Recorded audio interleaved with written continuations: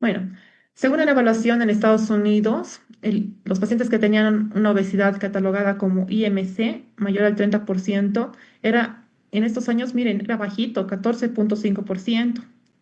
Y ya para el año 2011 y 2014 aumentó a un 36,5%, ya subió más del doble. El 70% de los adultos más de 20 años tienen sobrepeso u obesidad. Hay una obesidad extrema con un IMC más de 40 en un 5 a 6% de los pacientes. Los factores de riesgo son mayor prevalencia en mujeres con pobreza, más frecuente en personas negras e hispanas, y aquí ya estamos nosotros, y menor en población asiática. Y también en niños y adolescentes, la prevalencia llegó a un 16, a un 17% desde el año 2011 al 2014. En Bolivia, según la Organización Mundial de la Salud, el 60% de la población latinoamericana tiene sobrepeso o obesidad. Lamentablemente en Bolivia no tenemos muchos estudios, pero lo que encontramos en referencias bibliográficas es que la prevalencia va de un 60 a 63% de pacientes que tienen tanto sobrepeso con obesidad. Y en La Paz, sobrepeso 37,2%. Obesidad 23,6%. En total, que entran en este rango sería un 60,80%. Entonces, ¿qué quiere decir esto? Que de 10 personas, 6 tienen sobrepeso o obesidad. Es por eso que quiero que tomen mucha importancia este tema, porque lo van a ver día a día. Siempre en su práctica va a haber, pues, de 10 pacientes que vean, 6 van a tener sobrepeso. Y de esos 6, sobrepeso y obesidad, y de esos 6, pues puede ser que requieran tratamiento 2 o 3. La tasa de sobrepeso y obesidad en Bolivia, el año 1997 era 21,1%. Ya para el año 2017, miren, ha aumentado el doble, 42,7%. Bueno, ¿cómo lo definimos la obesidad? La obesidad es una enfermedad crónica, prevalente, es compleja, es progresiva y es recidivante, caracterizado por una grasa corporal anormal o excesiva. A esto se refiere con adiposidad, que perjudica la salud. ¿Por qué es recidivante? Ustedes han debido tener, o ustedes mismos seguramente en algún momento han querido bajar de peso, han bajado, por ejemplo, 2, 3 kilos y han vuelto a aumentar. Entonces, no es que esto baja el paciente y se queda con ese peso, no, el paciente siempre tiende a volver al peso anterior. La Asociación Americana de Endocrinólogos Clínicos lo define ya hace muchos años como una enfermedad crónica. Otras definiciones son como obesidad con un índice de masa corporal elevado y lo definen otras revistas científicas como ABCD por sus siglas en inglés, enfermedad crónica basada en la adiposidad, porque el eje central es el exceso de tejido adiposo. Bueno, hay diferentes clasificaciones. Con fin de examen, la clasificación de la OMS. Bueno, pero podemos ver que ha ido variando. Ya en diciembre de 2024 igual hay una nueva clasificación que vamos a ver más adelante. Según la OMS del 2000, se clasificaba por IMC. Bajo peso, menos de 18,5. Normopeso de 18,5 a 24,9. Sobrepeso de 25 a 29,9. Obesidad grado 1 de 30 a 34,9, grado 2 de 35 a 39,9 y grado 3 mayor a 40. Con fines de exámenes es que les preguntan esta clasificación. La Sociedad Española para el Estudio de la Obesidad lo clasificaba ya aquí en obesidad mórbida o tipo 3, cuando era de 40 a 49, y obesidad extrema o tipo 4 con un IMC más de 50. La AJA, la Asociación Americana del Corazón, lo divide igual que la OMS hasta el grado 3, pero luego lo llama obesidad 4 y obesidad 5, siendo la obesidad grado 5 con un IMC más de 60. No quiero que se confundan porque cada vez, sí es una herramienta que nos ayuda mucho en estudios, pero cada vez esto se está usando menos porque también tenemos que tener otras medidas y también ya ha cambiado esta definición de obesidad, pero sigue siendo un parámetro que nos estudia para estudios científicos y también para ver el paciente en qué estadio está. Sigue siendo una herramienta, todavía sigue vigente, pero ahora tenemos muchas más herramientas las cuales nos puede ayudar a valorar de mejor manera al paciente. Según los niños, yo la verdad no veo a niños, lo veo en endocrinología pediátrica, pero sí con fines de examen les pueden preguntar. Es cuando están en las tablas, ¿no? De peso, talla. Bajo peso se llama cuando está debajo del percentil 5. Peso saludable entre el percentil 5 hasta un menos de un percentil 85. Sobrepeso de un percentil 85 a menos de 95. Y ya se dice obesidad en niños cuando es mayor al percentil 95. y obesidad severa o extrema del percentil 95 a mayor al percentil 99. Bueno, existen diferentes métodos para valorar lo que es la obesidad. El peso que ya es antiguo, tenemos el peso dividido entre la talla cuadrada, que es el IMC. Eso sí nos evalúa la distribución de la grasa corporal, no. Bueno, ¿por qué? Porque yo puedo tener dos pacientes de 80 kilos y uno puede estar 80 por realmente un perímetro abdominal muy amplio, o otro puede pesar 80 por mucha masa muscular, entonces no nos permite distinguir cuál es porcentaje de grasa. Estatitud y precisión, una cruz, y uso en la práctica clínica, pues muy usado, porque es una herramienta muy fácil de hacer. Incluso en la historia clínica, pues todos tenemos los datos de peso, talla, IMC. Circunferencia de cintura y cadera. Evalúa la distribución de la grasa corporal, sí. Pueden apagar sus Pero micrófonos, por favor. el que está metido es para Doctor, ¿puede apagar su entiendo yo la micrófono? lista de episodios. Pero él está adelante, joder. La encargada, ¿puede En todo está bloquear público. los micrófonos, por favor? Hay que botarles.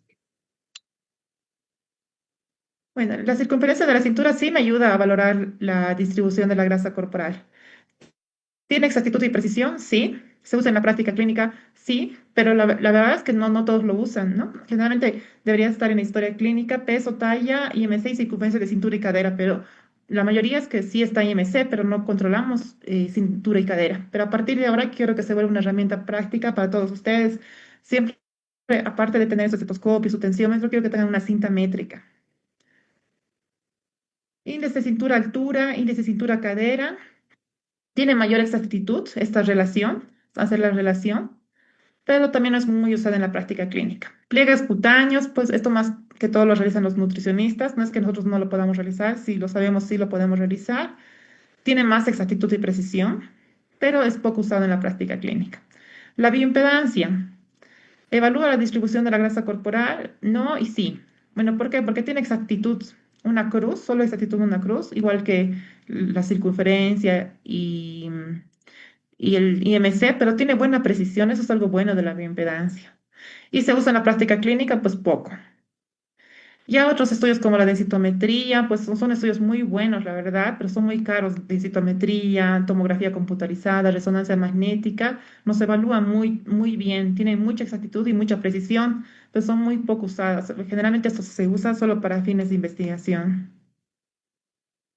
Acá vemos cómo valoramos el índice de cintura-cadera. Medimos la cintura, medimos la cadera a nivel de las crestas ilíacas y hacemos una división. La cintura dividida entre la cadera.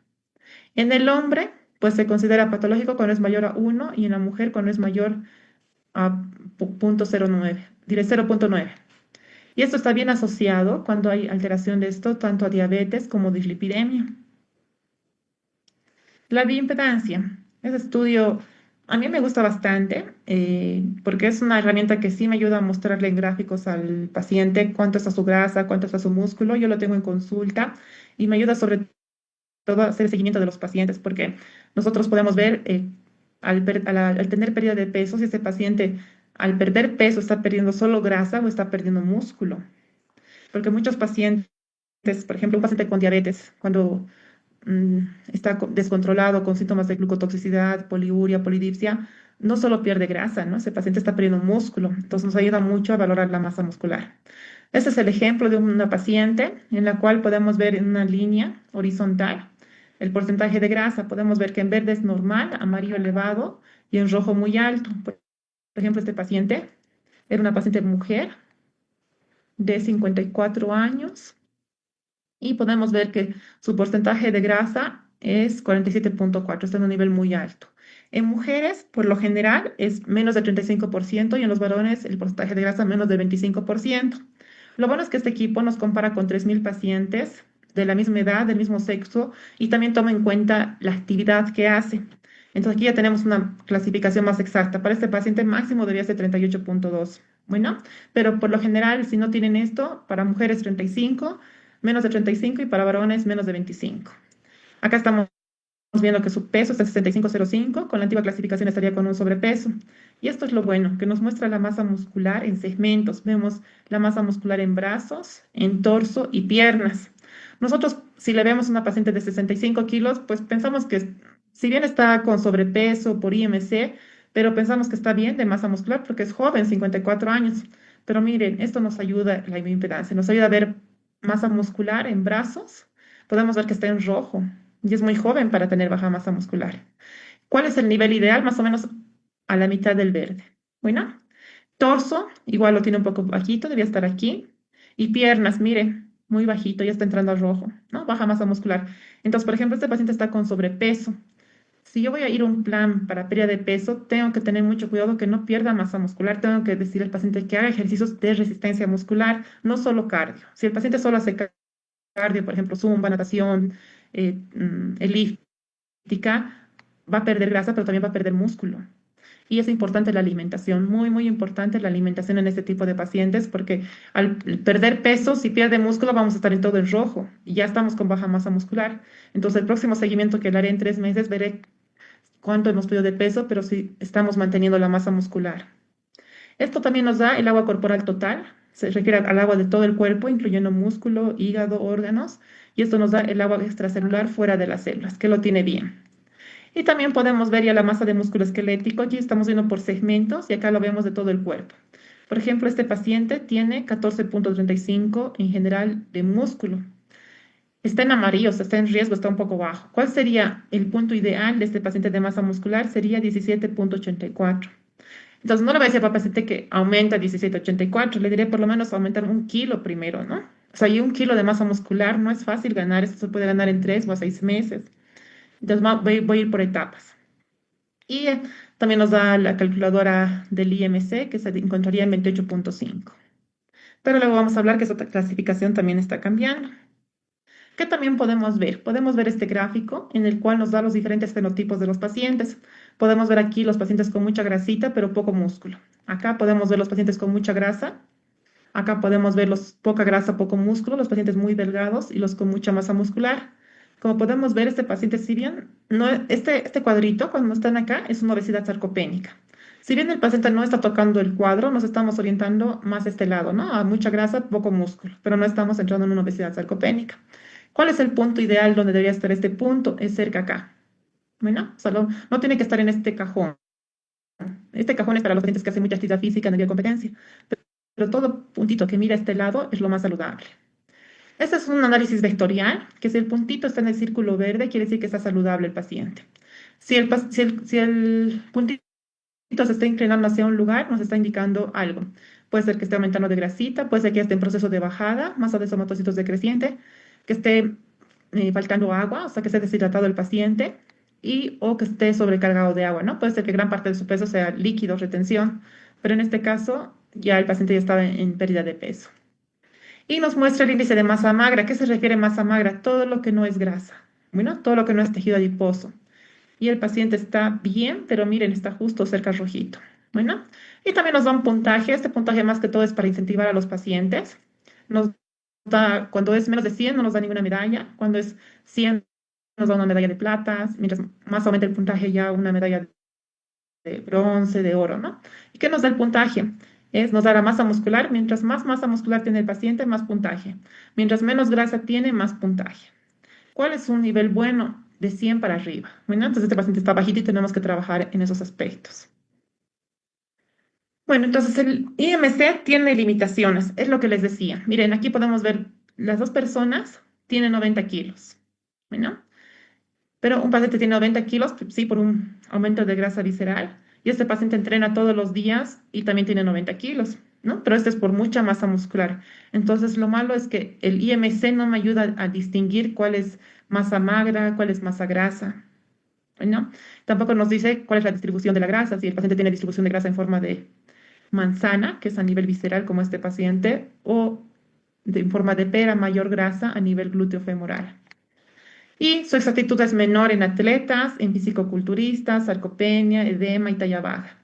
Les invito a seguir mi página. Ahí yo en algún momento estoy publicando algunas imágenes de las nuevas clasificaciones. Esta imagen la saqué de la página, en la cual está la nueva clasificación de la obesidad.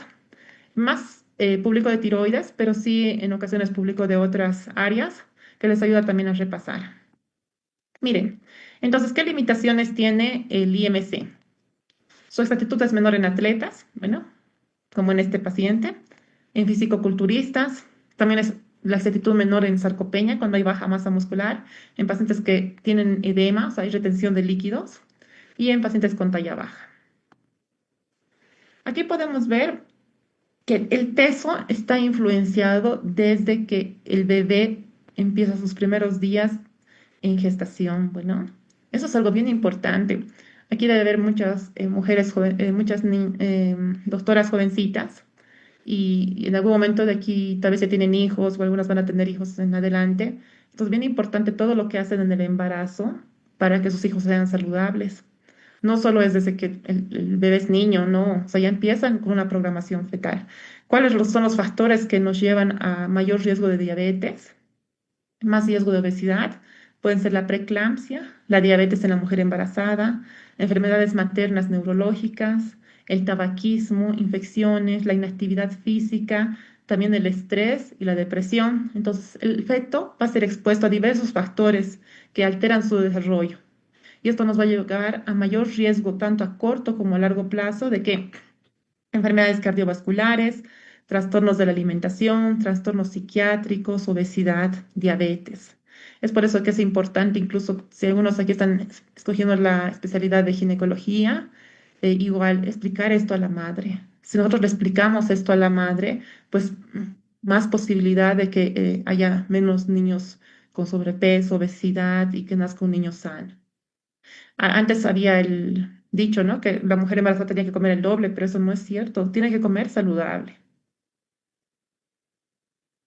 Acá vemos, esta tabla nos explica cómo vamos adquiriendo nuestro peso a lo largo de la vida. Es también bien importante, ya hemos visto hace rato, hace un momento, cómo influyen factores en la madre, ¿no? Cuando está embarazada. Pero también es importante la nutrición en los primeros 1000 días, ¿no? Recibir lactancia materna es muy importante, el no darles a los niños alimentos en los pocos meses, ¿no? Entonces, muy importante la alimentación en los primeros 1000 días. Otro factor que es un factor de riesgo para obesidad es la lactancia interrumpida. Otro, a primera edad, a veces a los niños chiquititos les dan, ¿no? Chupetes, pastillas, galletas, el exceso de calorías, ¿no? A veces una mamá no toma en cuenta que le está haciendo mal al niño al darle galletas y piensa que le está dando, pues le está consintiendo, ¿no? O lo está haciendo por amor, pero a veces no sabemos que esto le está haciendo daño al niño y nos está llevando a mayor riesgo de diabetes, hipertensión. Entonces, miren, el exceso de calorías, grasas saturadas, azúcares simples, a veces inician en temprana edad.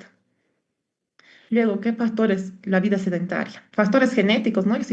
¿Por qué factores genéticos? Ese es un estudio en el cual podemos ver cómo nacían los hijos de pacientes con peso normal. Como podemos ver acá, los padres que tenían peso normal tenían un buen peso, pero miren, ven, la curva es plana, esto nos marca el IMC, pero miren, a lo largo de los 25 años igual tendían a aumentar de peso.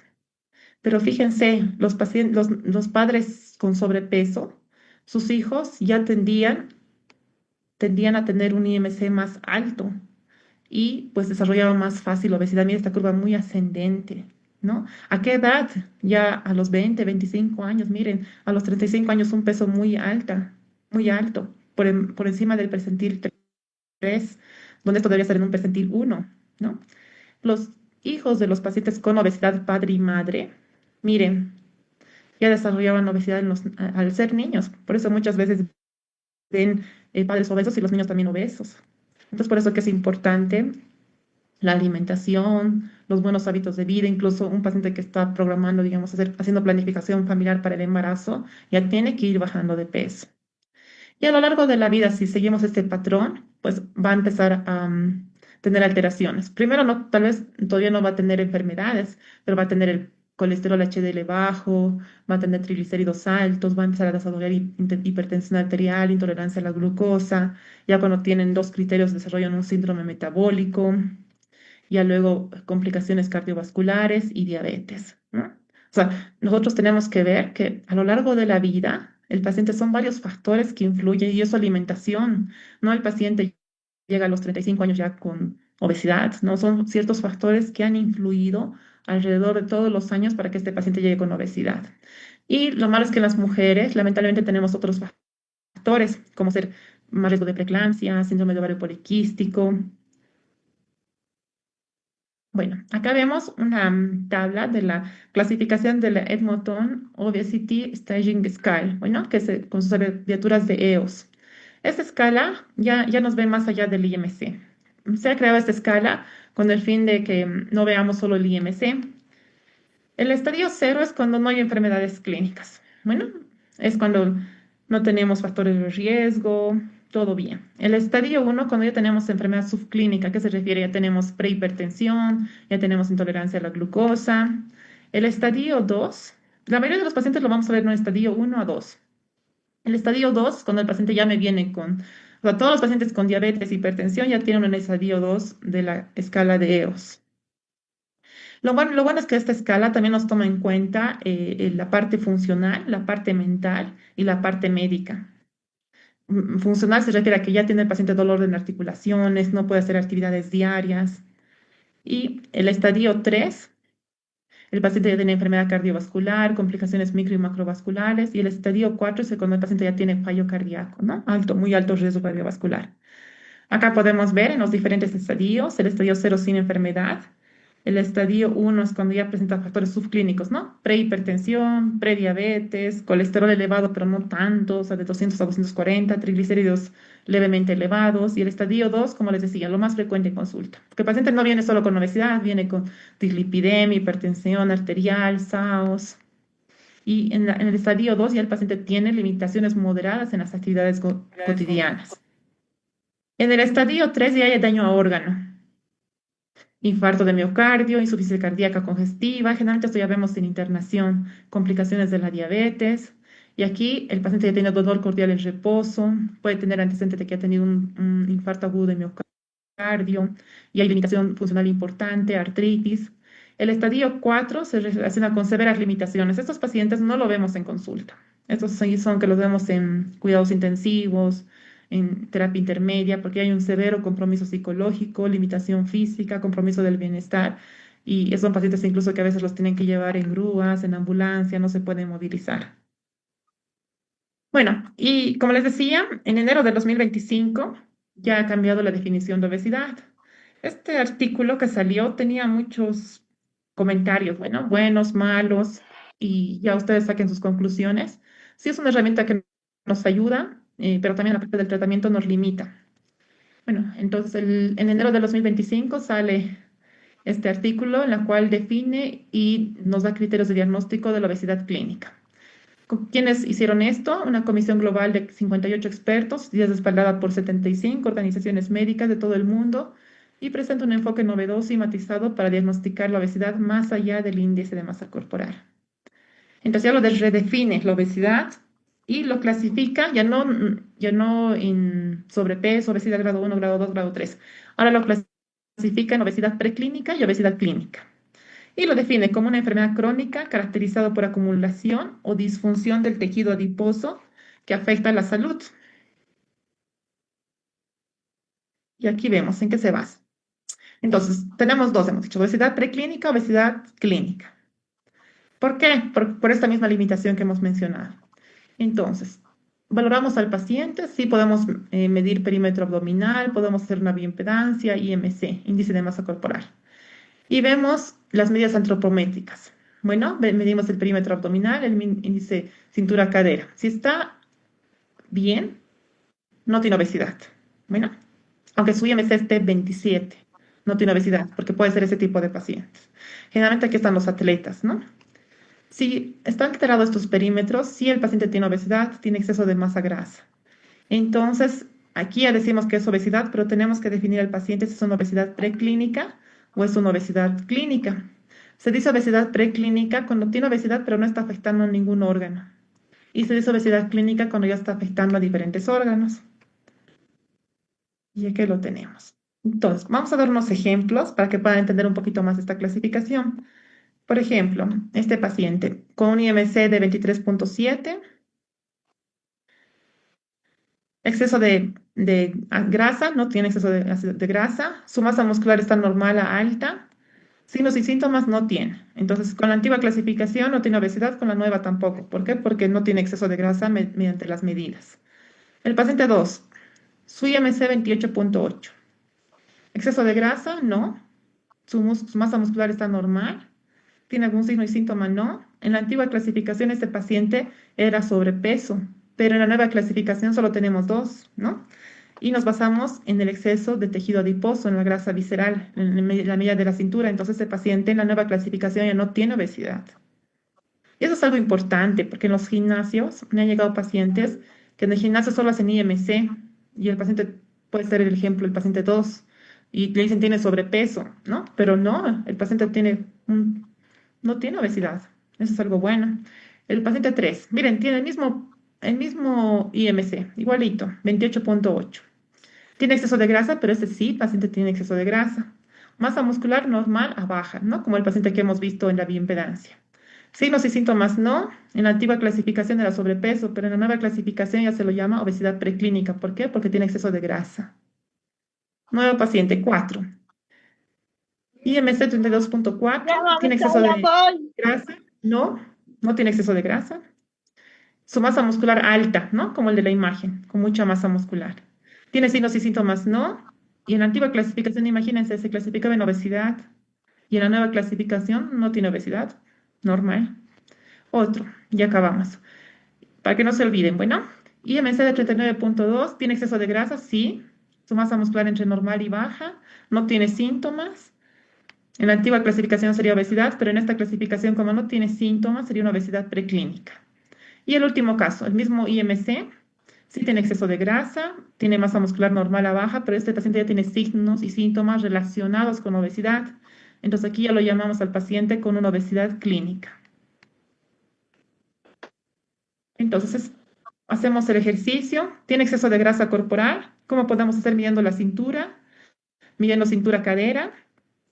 Dijimos que esas son las medidas de acuerdo a Estados Unidos, mayor a 102 para hombres y mayor a 88 para mujeres. El índice de cintura-cadera mayor a 0.9 hombres, mayor a 0.85 para mujeres, o índice cintura-altura, mayor a 0.5 para todos. Entonces, si ya tiene estos datos, cualquiera de estos datos, pero para latinos es diferente, que es el mismo que para el síndrome metabólico que ahorita les voy a mostrar, entonces ya se asume que el paciente tiene exceso de grasa. Si no tiene exceso de grasa, sin obesidad. Si tiene exceso de grasa, pues podemos confirmar con una evaluación adicional para establecer si el paciente tiene alguna enfermedad. Entonces, aquí es bien importante el historial médico, el examen físico, aquí son importantes los laboratorios, si hay síntomas de disfunción orgánica. Hay 18 criterios en adultos que lo vamos a mencionar más adelante. Si el paciente pues, tiene alguna limitación para hacer actividades cotidianas. Si no hay síntomas, el paciente tiene, porque vemos que tiene exceso de grasa, ya tiene obesidad preclínica. Si hay signos y síntomas, vemos si la disfunción orgánica está relacionada con la obesidad. Si no está relacionado con la obesidad, o sea, por ejemplo, tiene una insuficiencia cardíaca que no está relacionada con la obesidad, pues es una obesidad preclínica. Pero si esos síntomas están relacionados con la obesidad, ya se denomina obesidad clínica. Y recordemos, para Sudamérica tenemos que tomar en cuenta los recomendados por Asia, que serían, para nuestra población no serían estos datos, ¿no? Serían mayor a 90 en hombres y mayor a 80 en mujeres.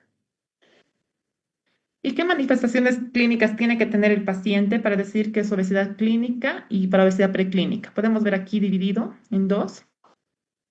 Para obesidad preclínica es que tiene actividades de la vida diaria, o sea, ¿pero por qué? Puede ser por un cáncer, por salud mental, puede tener hipertensión endocrinal idiopática, neuropatía periférica, incontinencia urinaria, disfunción eréctil, hígado graso, disfunción gonadal. Ya, pero cuando limita la actividad física, por ejemplo, si el paciente tiene osteoartritis, ya tiene un SAUS, trastornos de la respiración, sibilancias, exacerbación de un EPOC o asma, linfedema, lipoedema, enfermedad cardiovascular aterosclerótica, hiperglucemia, dislipidemia asociados con la obesidad, ya se dice que el paciente tiene una obesidad clínica. Miren, ¿por qué es importante? Porque es importante la distribución de grasa. Esta imagen ya les mostré en síndrome metabólico. Entonces, lo que nos interesa no solo es el tejido adiposo, ¿no? Es el tejido visceral, porque este tejido visceral se llega a acumular, como hemos visto en dislipidemias, se llega a acumular alrededor del hígado, alrededor del páncreas, incluso en músculos, ¿no? Y la grasa glúteo-femoral, que es protectora. Bueno, entonces existen diferentes estrategias para clasificar la obesidad por el número y tipo de complicaciones. No sé si han escuchado ustedes acerca de la obesidad metabólicamente sana. ¿Existe esto? ¿Qué creen ustedes? Ahorita vamos a ver si existe o no. Otro, obeso metabólicamente enfermo, son antiguas clasificaciones. Y sano metabólicamente enfermo. Entonces, el obeso metabólicamente sano varía mucho de clasificación. Algunos dicen que tiene que tener 2 criterios de síndrome metabólico, otros que tienen que tener 3 y varía de estudio a estudio. Pero son personas con un IMC más de 30, sin anormalidades cardiometabólicas, por ejemplo, que tiene obesidad de 32, pero sus laboratorios todo bien, ¿no? Y el estadio pasar en consulta. Tienen glicemia normal, presión normal, no hay resistencia a la insulina, bueno. Y esto ya está documentado hace más de 30 años. Entonces, nos hacemos esta pregunta, ¿es un estado o es una etapa de la obesidad? ¿Qué creen ustedes? A ver, pueden escribir al chat. ¿Es Una estado o etapa, etapa? ¿Existe realmente la obesidad metabólicamente, el obeso metabólicamente sano? ¿Etapa? A ver, ¿quién dice que es etapa y quién dice que es estado? Etapa, muy bien etapa. Y ahorita vamos a entender por qué es una etapa. Miren, este estudio es un estudio que han hecho a personas que les decían, o sea, cumplía realmente los criterios de obeso metabólicamente sano y obeso metabólicamente no saludable. Se ha visto que ciertas características estaban incrementadas en el obeso metabólicamente sano. Bueno, había un buen clearance de insulina, había buena función de las células beta y el paciente con obeso metabólicamente no saludable, pues tenía actividad del plasminógeno, estrés oxidativo, obesidad intraabdominal, dislipidemia heterogénica. Pero esto es lo más importante. En ambos, o sea, han coincidido factores. Había rigidez arterial, ya había disfunción diastólica subclínica, aumento de la masa ventricular, tejido adiposo, aumento de la síntesis de triglicéridos en tejido adiposo, el aumento de glucagón en plasma de 24 horas, aumento de diacilgliceroles en músculo.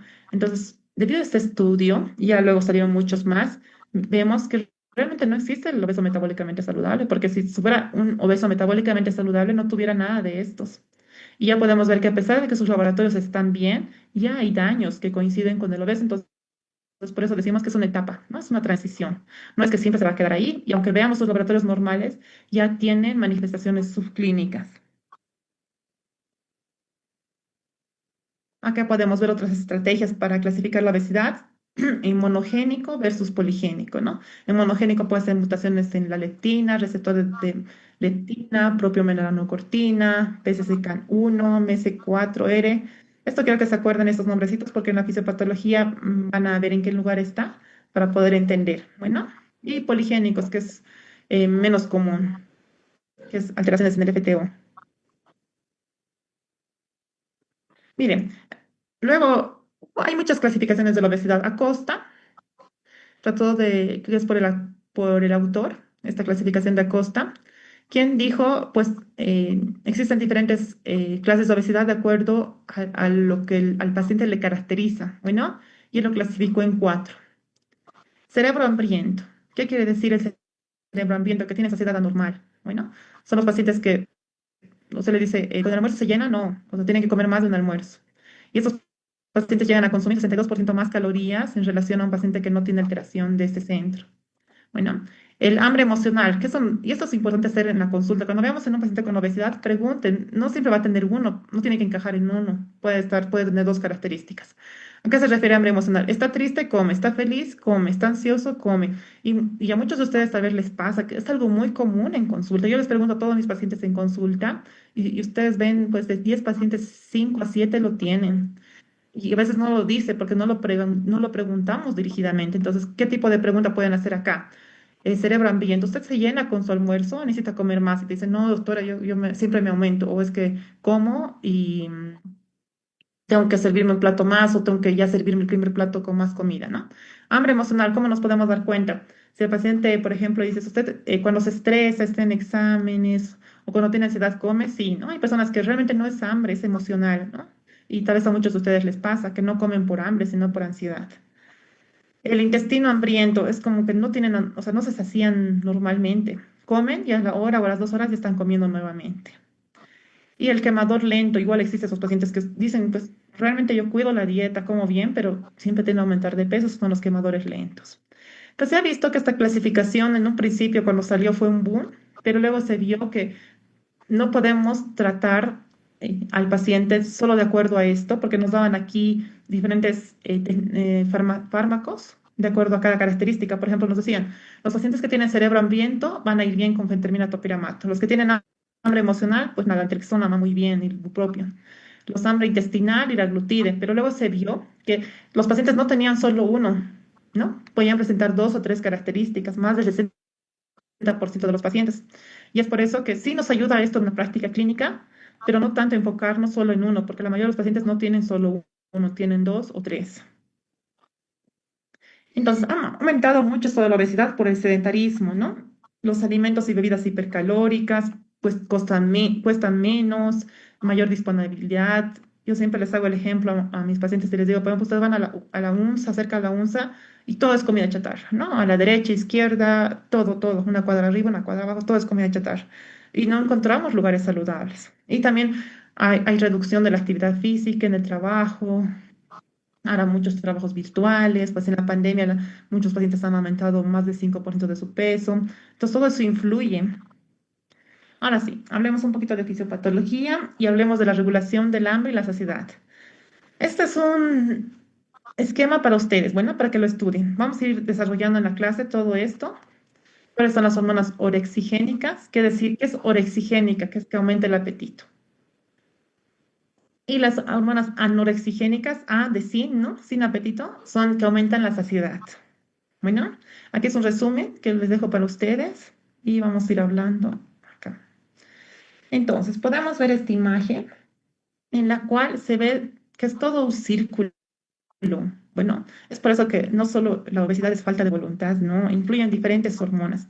Acá podemos ver las diferentes hormonas, cómo se van liberando por todo el cuerpo. Entonces, primero vamos a hablar de las hormonas que aumentan el hambre, llamadas orexigénicas, que tenemos la grelina. Bueno, no se olviden, orexigénica, grelina, aquí está con rojito. ¿Dónde se secreta esta? A ver, ¿pueden responder? Está ahí ya El con la intestino, imagen. En ¿Pueden el ir respondiendo? estómago, la granina. Es muy bien, estómago. en el estómago. Ahí en el dibujito El indica. estómago, ¿no? No se olviden, bueno, con rojito, la orexigénica es secretada en el estómago. Eso se produce en el estómago. Cuando tenemos el estómago vacío, o sea, cuando está vacío, pues no hemos comido por muchas horas, la grelina sube. ¿Y qué le dice al cerebro? Es hora de comer, ¿no? Le dice, está mi estómago vacío. Es como, a veces tenemos esa expresión, ¿no? Pues, ay, mi estómago está vacío y quiero comer. Es lo mismo. Eso le dice, esa señal le envía. El estómago está vacío, quiero comer. Entonces la hora exigénica nos lleva a que nosotros vayamos a comer. Activa neuronas que liberan el NPY, neuropéptido Y, y la AGRP, que es orexigénica. Bueno, y por otro lado tenemos las hormonas, todas las otras hormonas que son anorexigénicas, que nos ayuda a sentirnos llenos.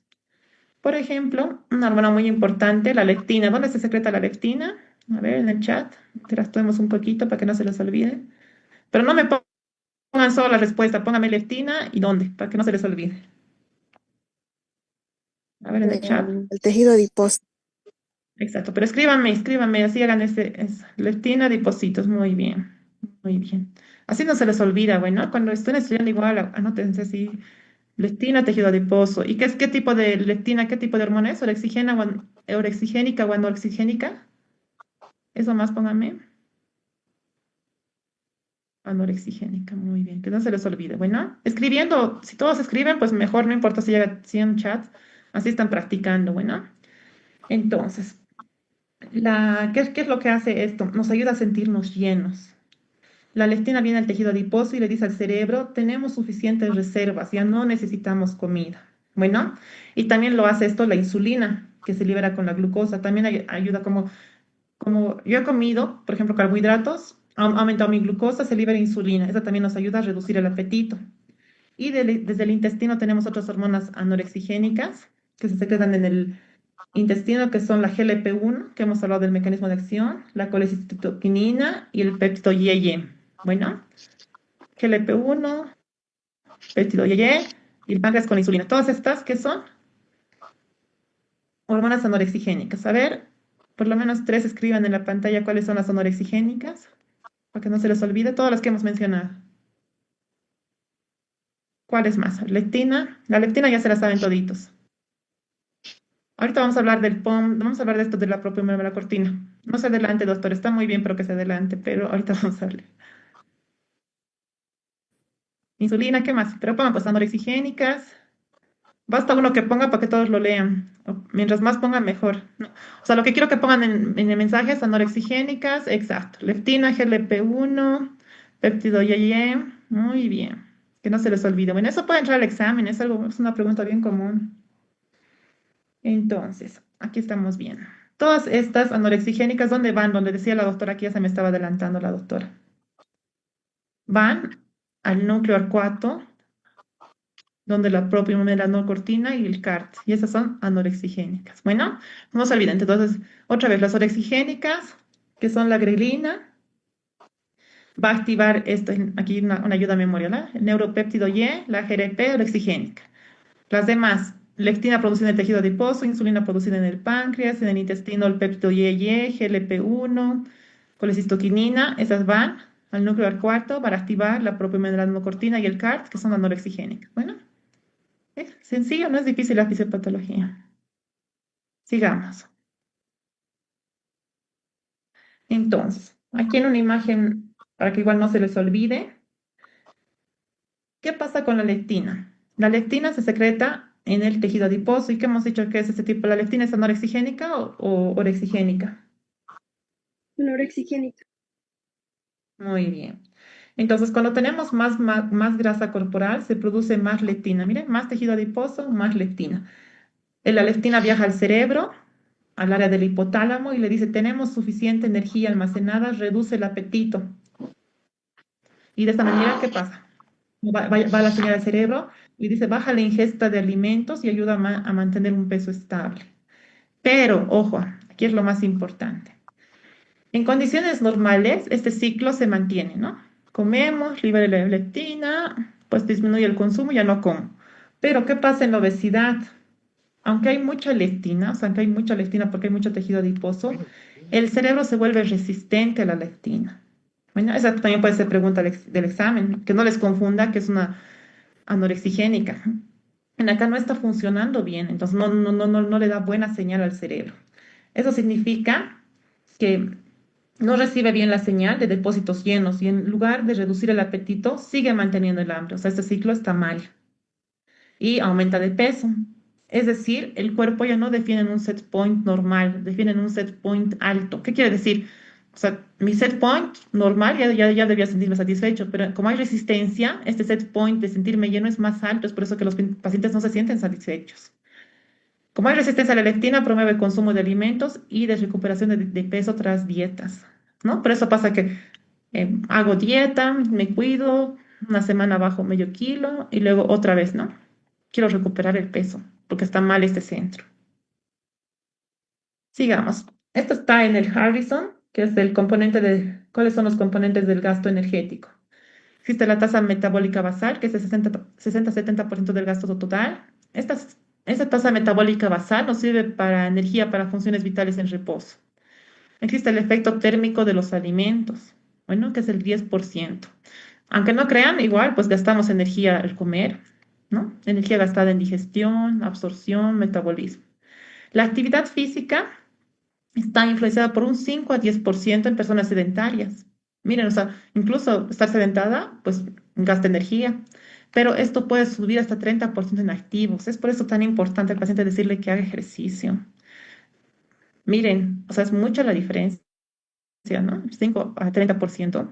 Incluye ejercicio, movimientos cotidianos. Igual el paciente cuando está muchas horas sentado se le dice cada media hora por lo menos al frente de su escritorio. Ustedes, ahora que están estudiando, igual. Si están estudiando, pues me imagino que tienen libros impresos. Entonces, caminen con sus libros, no estén todo el tiempo sentados. Hay maneras de estudiar también caminando, o si es que ustedes se concentran más sentados, cada media hora pónganse una alarmita y pues vayan al frente de su escritorio, si pueden a la puerta, pero tienen que empezar a moverse. Y existe la termogénesis adaptativa, que esta es variable. Responde esto a la ingesta calórica, a la temperatura ambiental y al tejido adiposo. Entonces, todo esto es dinámico. ¿Y de qué va a depender? De la genética, del estilo de vida y de los factores ambientales.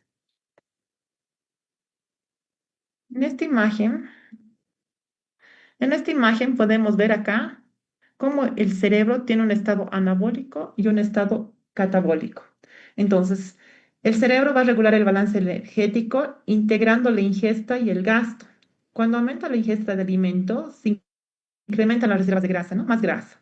Estas grasas van a producir señales. Principalmente, ¿la grasa qué señal va a llevar?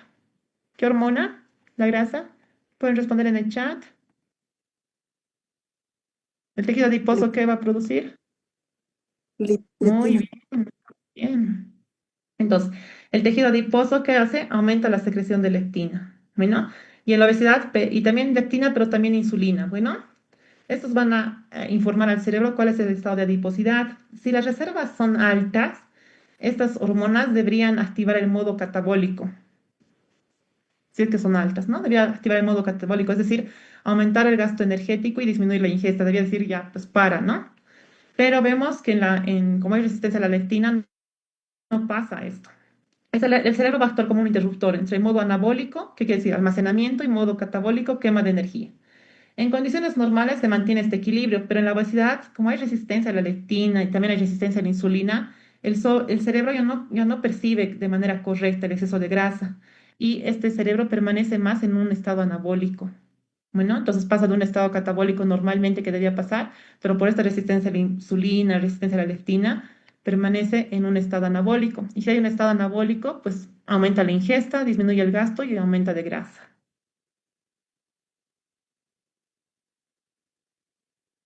Y en la obesidad y resistencia a la leptina. Bueno, estas ayudas memorias se los he puesto. A mí también me ayuda y a ustedes les va a ayudar mucho más a estudiar. Entonces, aquí donde una doctora estaba comentando de la propia melanocortina, entonces vemos. En esta imagen vamos a ver cómo el hipotálamo, el núcleo arcuato es el principal, bueno, el encargado de todo el circuito. Aquí llevan todas las neuronas que hemos visto anteriormente, todas van a llegar ¿a cuál? Al núcleo arcuato. Entonces, este núcleo arcuato es como el centro. Van a llegar señales del tejido adiposo, van a llegar señales del intestino, del páncreas. Entonces, la leptina va a ser secretada de acuerdo a la cantidad de grasa. Cuando llega, cuando llega al núcleo arcuato, como podemos ver, acá, ¿dónde está la leptina? Aquí está. Entonces, esta leptina, cuando llega al núcleo arcuato, va a actuar sobre dos poblaciones neuronales, que hace rato una doctora me estaba comentando, que es la propia melanocortina, bueno, como podemos ver acá, y por la alfa MSH, esta hormona que es la hormona melanocitoestimulante. Entonces, activarse la leptina produce esta alfa-melinoestimulante y estimula también a los receptores MC4R que están en el núcleo ventromedial, como podemos ver acá. Lo estimula primero la propia melanocortina, y luego estimula la MC4R. Bueno, esta está en el núcleo ventromedial. El resultado va a ser la disminución de la ingesta y el aumento del gasto energético.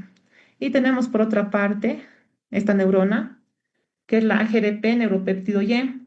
Normalmente estimulan el apetito. ¿Y la leptina qué hace aquí? Inhibe. Bueno, esta estimula la propia melanocortina, inhibe a este nivel, a nivel de la AGRP. ¿Y qué pasa? Normalmente estimula el apetito, la leptina hemos dicho que inhibe las neuronas, bloqueando la señal orexigénica. Entonces uno estimula y otro inhibe. De esta forma, la leptina estamos viendo que ejerce doble efecto, ¿no? Tanto positivo, que estimula la vía anorexigénica, que es la propia melanocortina, y suprime, y efecto negativo, las vías orexigénicas, que es la GRP y el neuropéptido Y. Entonces, este circuito se va a completar con otras moléculas. Bueno, y de acuerdo a estas interacciones también contribuye en este núcleo ventromedial con el núcleo paraventricular. Y esto nos va a llevar a que haya un consumo reducido de alimentos y mayor gasto de energía. Pero el efecto de la leptina suprime el consumo de alimentos, estimula la promiomelaanocortina y inhibe, ¿no? En resumen. ¿Y cuál es la regulación negativa? ¿No? El AGRP, también hablamos del neuropéptido Y del GABA, que es un neurotransmisor inhibidor ácido alfa aminobutírico. Entonces, todo esto ya tiene una relación, bueno, que esto estimula, inhibe y como hemos dicho que hay una alteración de la resistencia a la leptina, pues no va a ir a hacer esto completamente como debería ser, porque en todos los pacientes con obesidad se encuentra resistencia a la leptina. Puede haber también defectos genéticos aquí a nivel del MC4R, que esto, si hay defectos genéticos aquí, llega el paciente que tenga hiperfagia, aumento de peso, o sea, todo el tiempo quiere comer porque está alterado el centro del apetito. Bueno, aquí podemos ver una imagen similar, pero para que se pueda entender un poquito más lo que hemos visto en la anterior señal. Ya hemos visto que el cerebro recibe señales de la periferia, la leptina, la insulina, la grelina en las primeras diapositivas, y ahora vamos a ver dónde se integra, ¿no? Que hemos dicho el núcleo arcuato. Entonces aquí existen dos neuronas, primer orden y segundo orden, lo vamos a ver desde otra perspectiva. Bueno, las neuronas de primer orden son estas, la GRP, neuropéptido Y. Cuando se activan estas, ay, ¿dónde está? Cuando se activan estas, aumentan el hambre y reducen el gasto. Estas hormonas, el neuropéptido Y y la GRP, van a ser estimuladas por el estómago, por la grelina. ¿La grelina qué tipo de hormona era? A ver en el chat. ¿Orexigénica o anorexigénica? Ahora sí, Ok, muy bien. Ok, entonces estamos viendo que la grelina se libera del estómago, va a la GRP neuropéptido y normalmente estas son inhibidas por la leptina. Miren, se está yendo aquí, con efecto positivo, ¿ya? Orexigénica, ¿no? Dame comida, ¿no? El estómago está vacío, dame comida. Pero esta señal es inhibida por la leptina, como podemos ver aquí. Entonces, normalmente son inhibidas por la leptina, pero también por la insulina. Pero en la obesidad, estas hormonas no funcionan bien. Aquí podemos ver en verde la propimelanocortina y el CART. Cuando se activan estas, produce el alfa-MSH, que es la alfa-melanocito estimulante, y esta va a actuar a nivel de los receptores MC3R y MC4R. Aquí están las neuronas ya de segundo orden. ¿Qué van a hacer estas? Van a reducir la ingesta de alimentos, aumentando el gasto energético. ¿Y estas por qué son estimuladas? Por la leptina. Bueno, estimulan estas, inhiben estas, para que entiendan un poquito más. Entonces, las neuronas de segundo orden, aquí ya podemos ver, de primer orden, de segundo orden, que ya estamos viendo en color naranja. Ambos grupos van a mandar sus señales a esas neuronas de segundo orden con el receptor MC4R. Bueno, cuando hay mutación o alteración de esto, pues los pacientes tienen obesidad. Estas van a decidir el resultado final, o sea, es como que dan el veredicto, ¿no? Aquí estamos viendo como intensamente el centro de control del cerebro. Entonces aquí es como que el veredicto se diría a qué decisión van a tomar, ¿no? Si comer o no comer. Entonces, si predomina esta señal, que es la AGRP neuropéptido Y, más apetito, aumento del consumo, aquí lo pueden ver, y menos gasto. Si predomina esta función de la propia melanocortina, menos apetito y más gasto. ¿Cuál es el balance final, el resultado final? Aquí vemos la balanza entre la ingesta de alimentos y el gasto energético. Cuando el sistema está sano, o sea, cuando no tengo alteraciones, estas vías se equilibran y el peso se mantiene estable. Pero en la obesidad, por la resistencia a la leptina e insulina, estas neuronas de la propia melanocortina no se activan bien, bueno, o sea, no se activan bien y estas siguen activas. O sea, si siguen activas, ¿qué pasa? O sea, estas no se están activando bien para inhibir y estas siguen activas. Entonces, ¿qué pasa? ¿A dónde se va a inclinar la balanza? A ver. Al orden uno, más hambre, menos calorías. Exacto, muy bien. Más ingesta y menos gasto. Muy bien. ¿Han entendido bien? Qué lindo. Muy bien, estamos bien. Espero que, espero que toditos estén entendiendo. Bueno, entonces si me han seguido desde el principio, me imagino que sí están entendiendo, porque hemos ido por pasos, nos hemos ido complicando cada vez más. Bueno, entonces es lo que pasa en lo que es la obesidad. Bueno, aquí ya, bueno, esto ya no sé, no sé, no se alarmen, es como un resumen de todo, pero desde diferentes esquemas lo estamos. Es lo mismo que me han dicho, ¿no? O sea, ¿a qué lado va la balanza? Bueno, ¿qué pasa con el hambre tónica? Y aquí tenemos todo el sistema integrado. La grelina, que se puso en el estómago, la GLP-1, HIP, todas esas hormonas se producen, la leptina, llevan las señales al, al núcleo arcuato y pues depende de que si es que esas están alteradas de acuerdo a qué vía predomine, de acuerdo a qué lugar va, aquí va el balance energético negativo, balance energético positivo, ¿no? Entonces mucho depende, ese es un resumen para ustedes, para que puedan entender todo lo que hemos entendido, ¿no? Entonces cuando se activa la propia melanocortina y la CART, que van al receptor MC3-4R, es un freno, entonces dice disminuye la ingesta, aumenta el gasto. Y estas neuropéptido Y, nos dicen acelerador, aumenta la ingesta y disminuye el gasto. Bueno, eso es un resumen muy bonito que nos permite ver hacia qué lado está la balanza, que es la misma de la anterior, pero más integrada.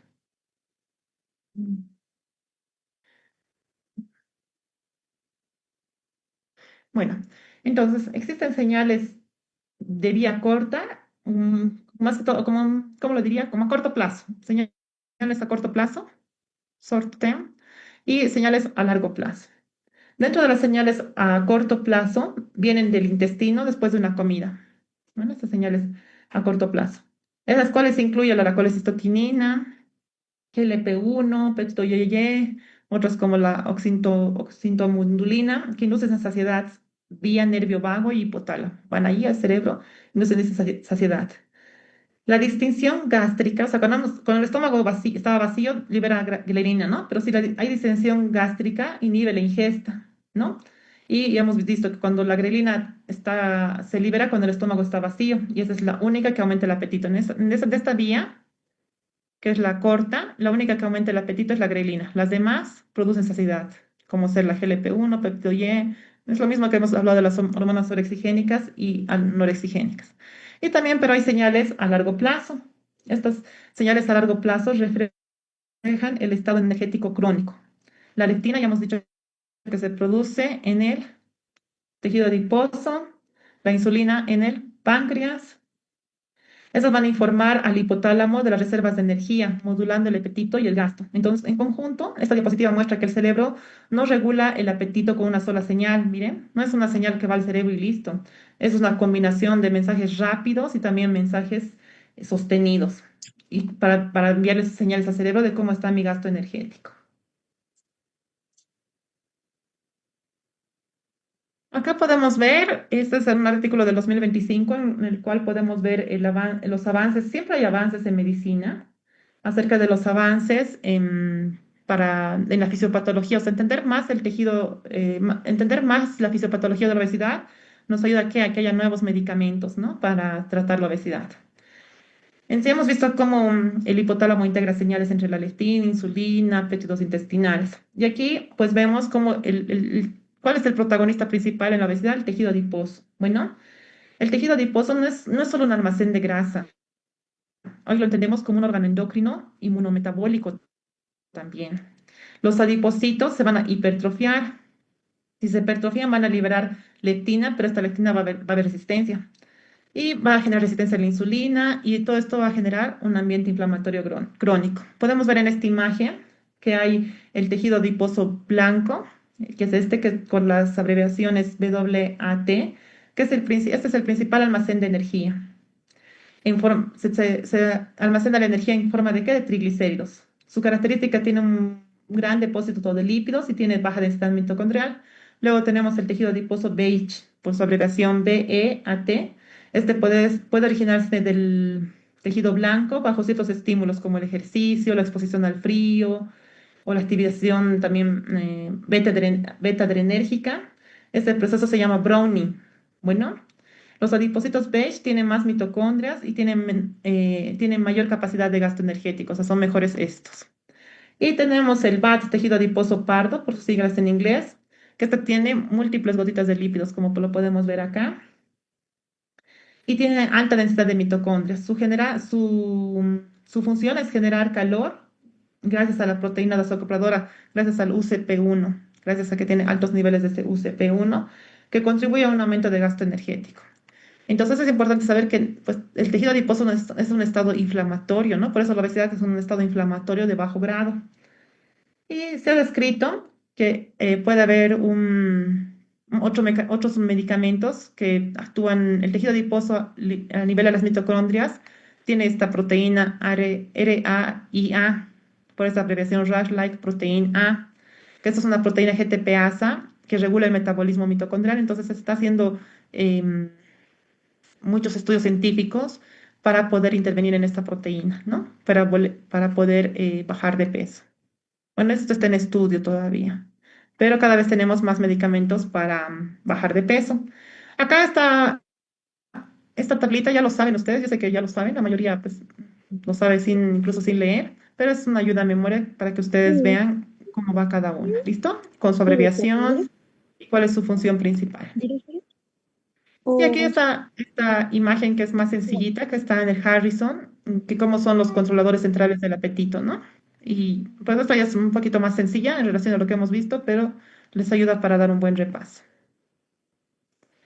Bueno, entonces ya hemos visto esta diapositiva en lo que es diabetes, ahora vamos a ver en lo que es el tema de obesidad, porque los agonistas del receptor GLP-1, pues a un principio eran aprobados solo para obesidad, pero ahora han sido aprobadas para disminución de peso. Entonces, después de la ingesta calórica, después de que comemos, por ejemplo, una manzana, se incrementa la absorción de glucosa y se van a secretar grandes cantidades de incretinas a nivel intestinal, como podemos ver en rojito. Estas incretinas en el páncreas, incrementando la secreción de insulina, disminuyendo la secreción de glucagón. Se secreta la insulina celular del páncreas. Apague su micrófono, por favor. ¿Dónde se secretan la insulina? ¿En qué células del páncreas? A ver, respondan. Beta. ¿Y el glucagón? En las células beta.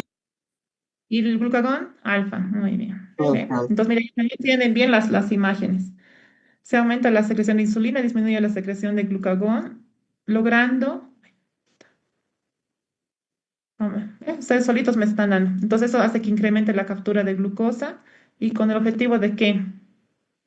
De lograr una homeostasis de glucosa. Entonces, ¿qué pasa? Disminuye la producción hepática de glucosa y aquí mantenemos un equilibrio.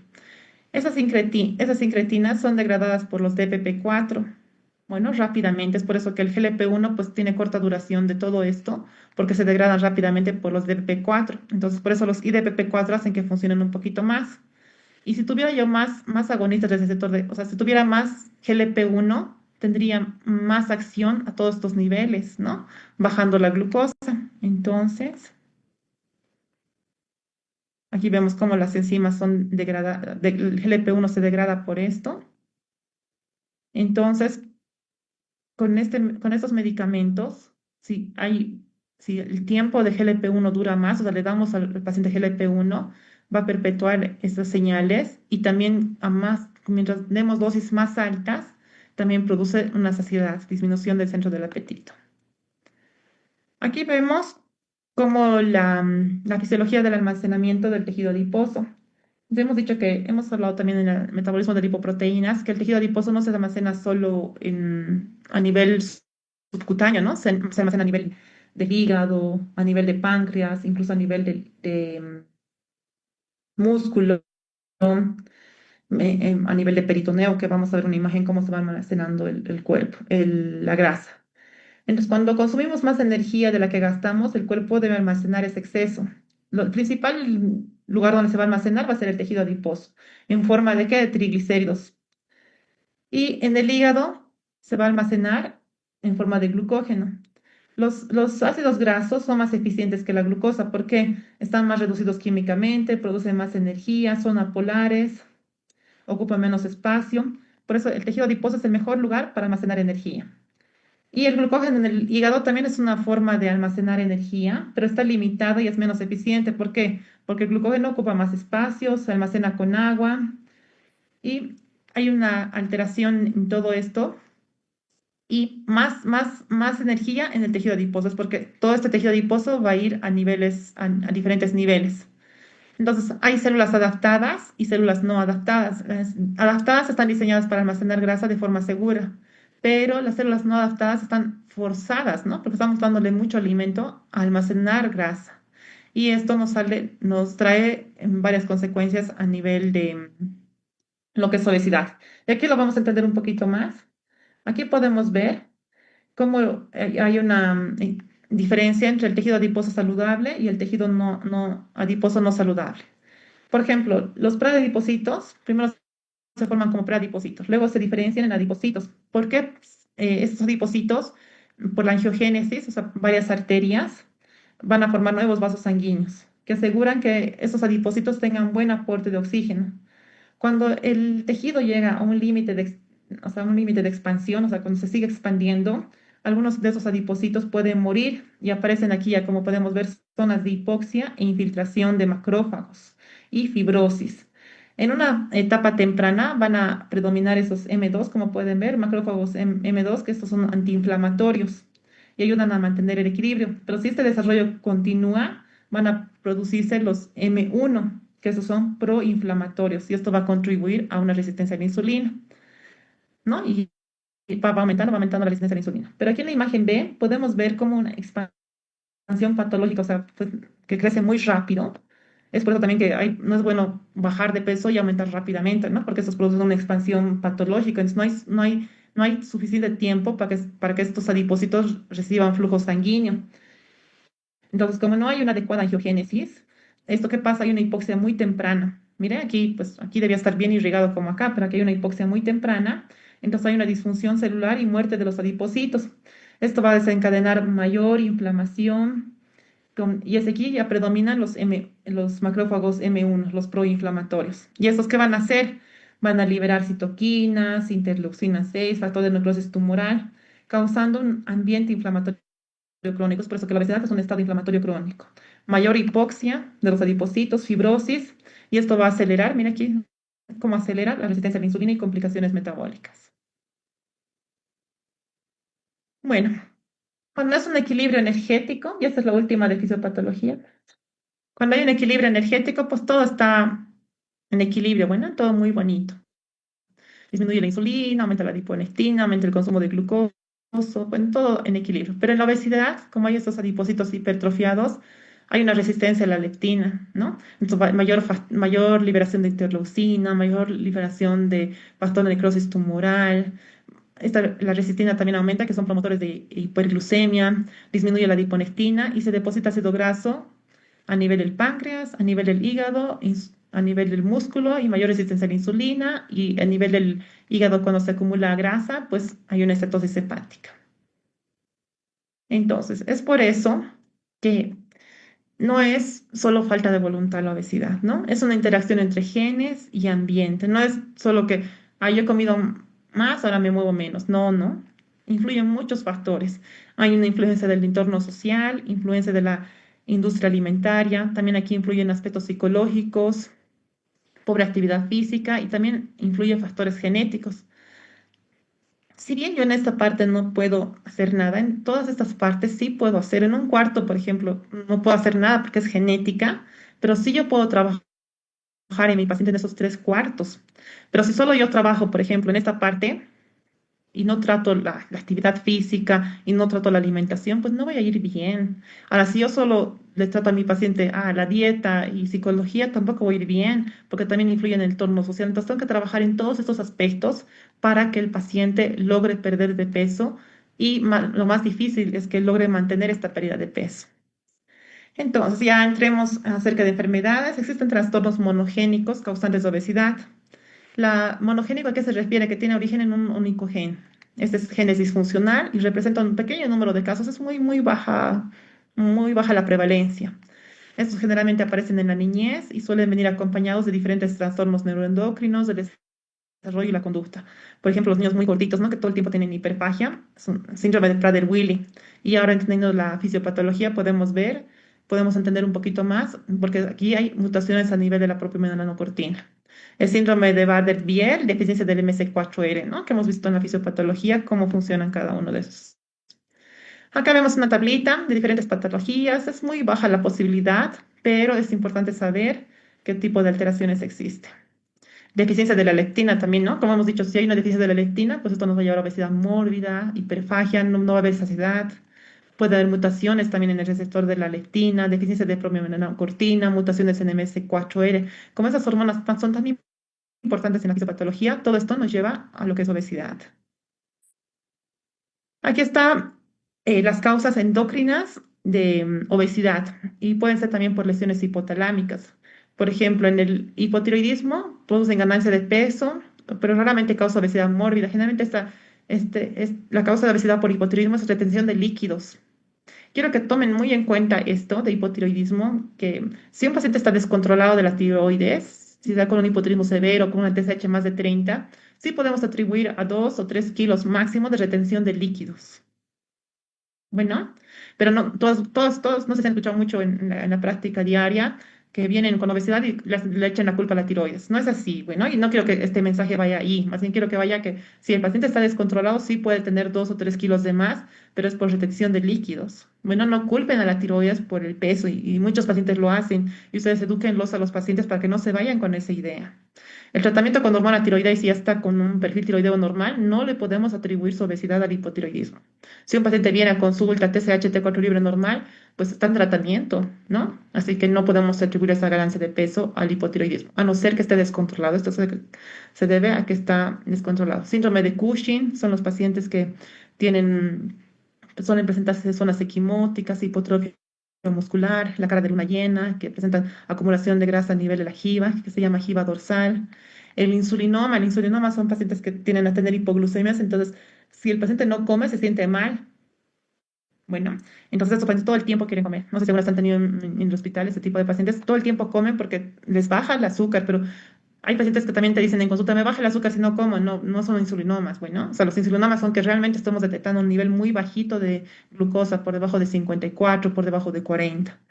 Y pueden ser, pues, pacientes con lesión hipotalámica. Hemos dicho que el núcleo arcuato, recuerden la imagen del hipotálamo, si hay cierta alteración que está ocupando una masa, la parte del hipotálamo, puede causar alteración y estos pacientes pueden tener aumento de peso, hiperfagia y alteraciones hormonales. Existe un término que se llama obesidad hipotalámica, y que esto es en relación a lo que les mencionaba, pacientes con craniofaringioma, adenoma de hipófisis. Entonces, estas regiones del hipotálamo que regulan el equilibrio energético pueden dañarse, ya sea por tumores, inflamación o un traumatismo craneal. Pero en esos pacientes tenemos que identificar los antecedentes o hacer un perfil hormonal de acuerdo a su sintomatología. Entonces, las complicaciones de la obesidad hay efectos directos, como ser la osteoartritis, esofagitis, apnea obstructiva, y hay efectos crónicos, metabólicos, endocrinos y cardiovasculares.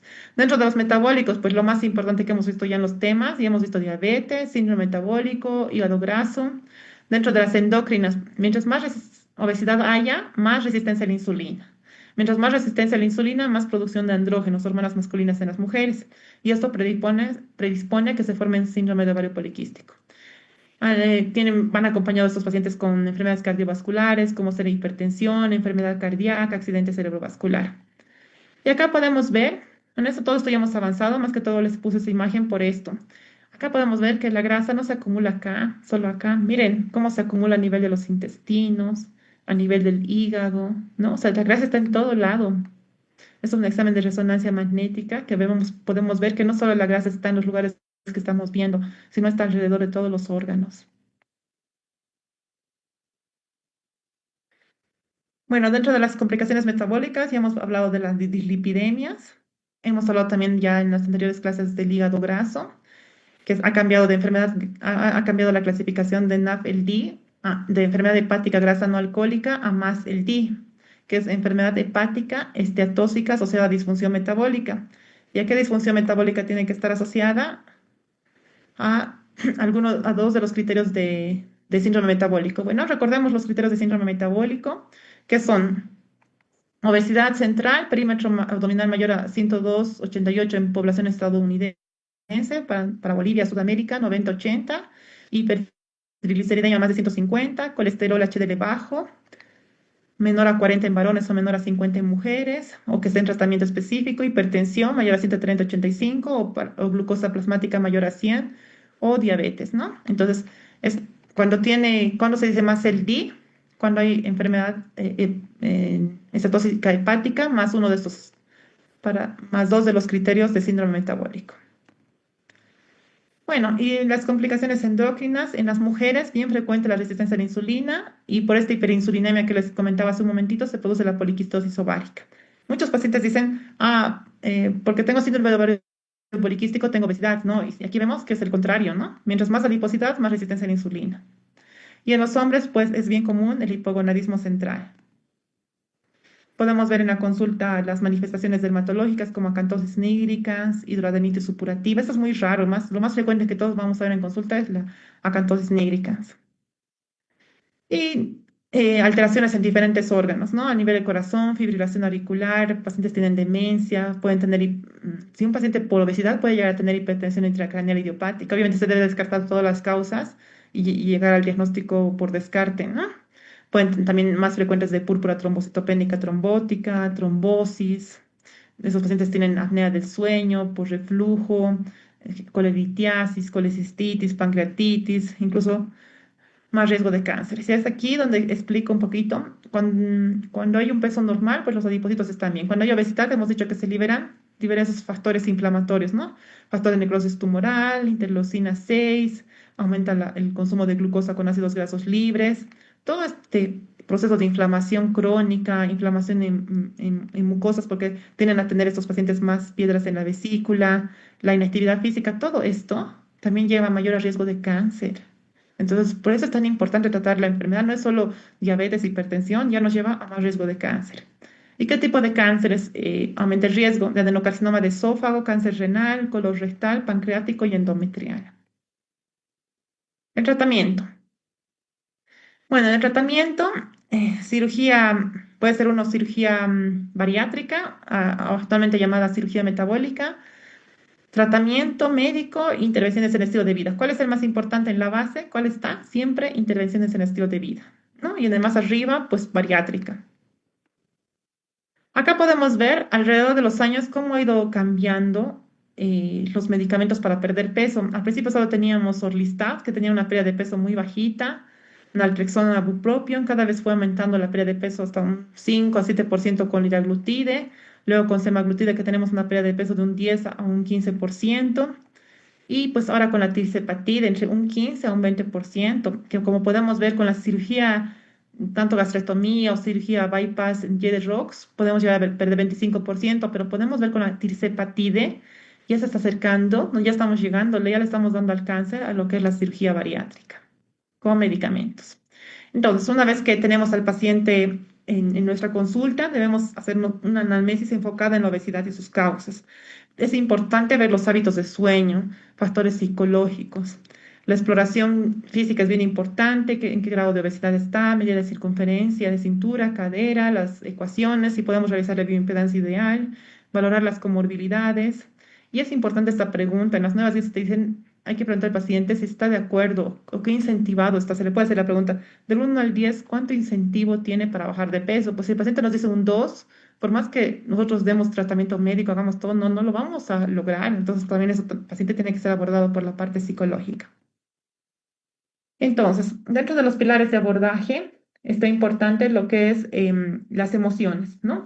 Si el paciente tiene datos de depresión, si está tomando algún medicamento por psiquiatría, tiene estrés, si come por ansiedad, que esto es bien importante preguntarle de manera directa, si tiene trastornos de atracón, si ha tenido de adolescente problemas de anorexia, bulimia, es importante todo esto en la anamnesis. En la cronobiología es importante porque el cuerpo tiene un reloj biológico que regula el metabolismo. Entonces es importante preguntar en qué horarios come. Comer en horarios adecuados va a mejorar la utilización de nutrientes, va a mejorar la sensibilidad a la insulina. El saltarse comidas, o sea, a veces un paciente por bajar de peso, digamos, no desayuna, pero llega al almuerzo con mucho apetito y al final come el doble, ¿no?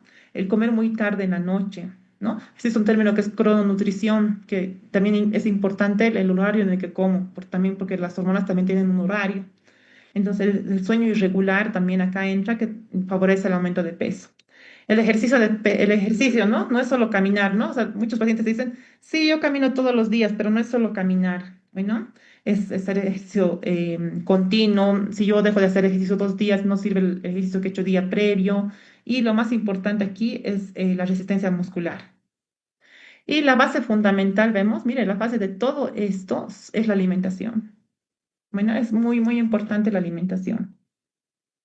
Entonces, en las emociones tenemos que ver qué le detona a mi paciente comer. Por ejemplo, yo me estreso, doctora, y como. O hay pacientes que me dicen, yo cuando estoy con mucho tiempo, o sea, cuando no hago nada, como, ¿no? Factores laborales, económicos. ¿Y qué me alivia? O sea, esto es algo bueno, trabajar en el paciente en esto, ¿no? Si tiene detonantes, tenemos que buscar algo que le contraponga, ¿no? Los aliviadores.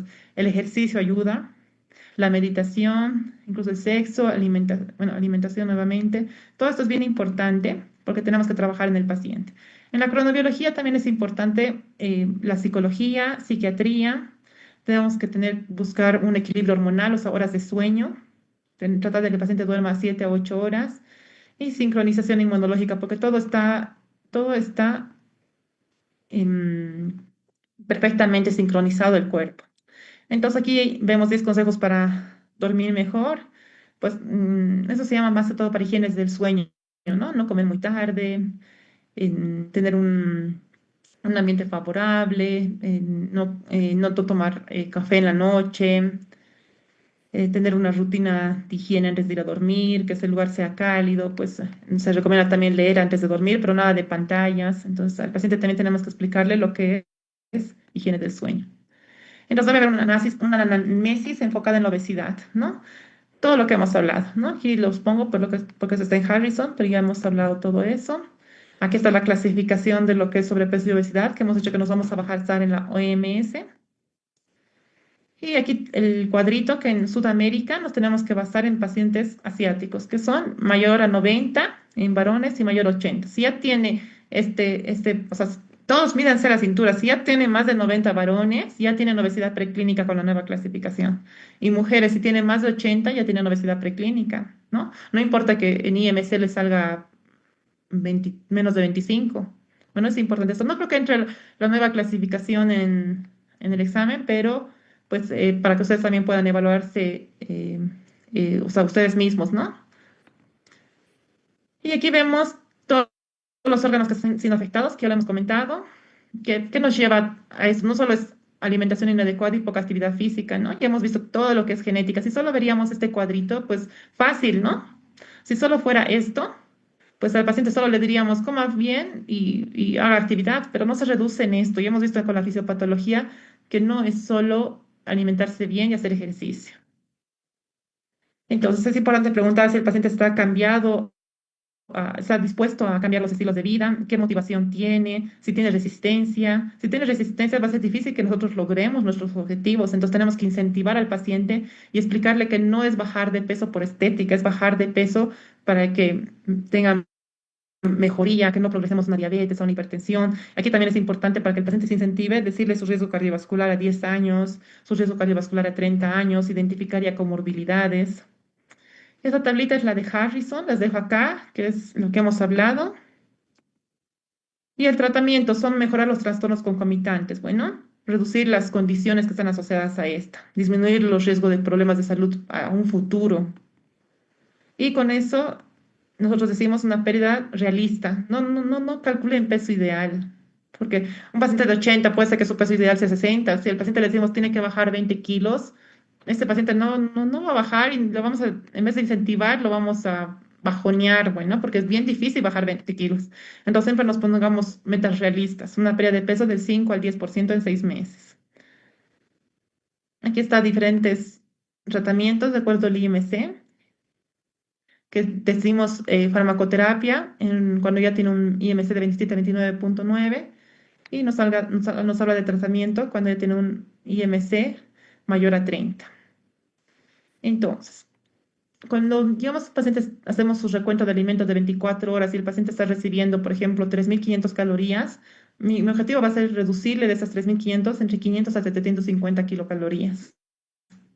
Voy a ir poco a poco con el paciente. Si un paciente recibía 4.000 calorías y yo que le diga baje a 2.000, no va a bajar, ¿no? Entonces poco a poco tenemos que ir trabajando en nuestro objetivo. Lo ideal sería llegar a 1.200 a 1.500 para mujeres y de 1.500 a 1.800, pero mucho depende de cuánto es su basal del paciente. La actividad física, antes, las anteriores guías solo nos decían ejercicio de cardio, solo actividad física moderada, pero ahora ya en todas las guías nos están hablando de entrenamiento de fuerza muscular, al menos 2 días por semana.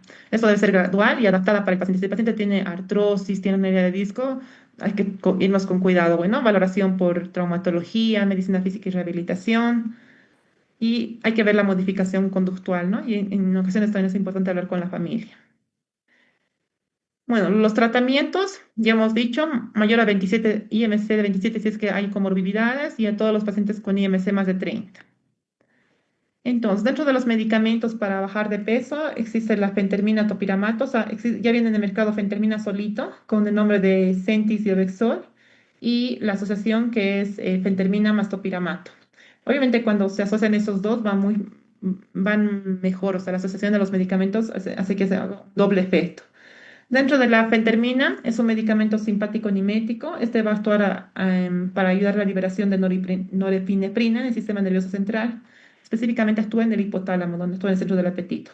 Entonces, esto va a estimular los receptores adrenérgicos y produce efecto de supresión, suprime el apetito. Entonces, disminuye la sensación de hambre y de esta manera el paciente reduce la ingesta calórica. El topiramato es un fármaco que antes se usaba como anticonvulsivante, para migraña, pero también tiene efectos beneficiosos para control de peso. Estos, ¿qué mecanismos tiene? Aumenta el GABA, que es un neurotransmisor inhibidor, esto va a hacer que module los circuitos de recompensa alimentaria. Y actúa a nivel también inhibiendo los canales de sodio-calcio dependientes de voltaje, y estos reducen la excitabilidad neuronal. También inhibe la anhidrasa carbónica, que esto altera el equilibrio a nivel de iones, interfiriendo con la transmisión nerviosa. Entonces, el resultado de todo esto es que el paciente tiene más saciedad, menos apetito, y en algunos pacientes incluso, ¿qué causa esto? Reducción del gusto por ciertos alimentos hipercalóricos. Entonces, la combinación de este más este va a lograr una pérdida de peso más o menos de 6.6 a 9.3% en un año. Bueno, no es a corto plazo, pero sí hay pacientes que realmente cambian el estilo de vida y llegan a perder ese peso en 3 a 6 meses. Otro, la lorcacerina, que no vamos a hablar de este porque ha sido retirada del mercado porque está asociada a cierto tipo de cánceres.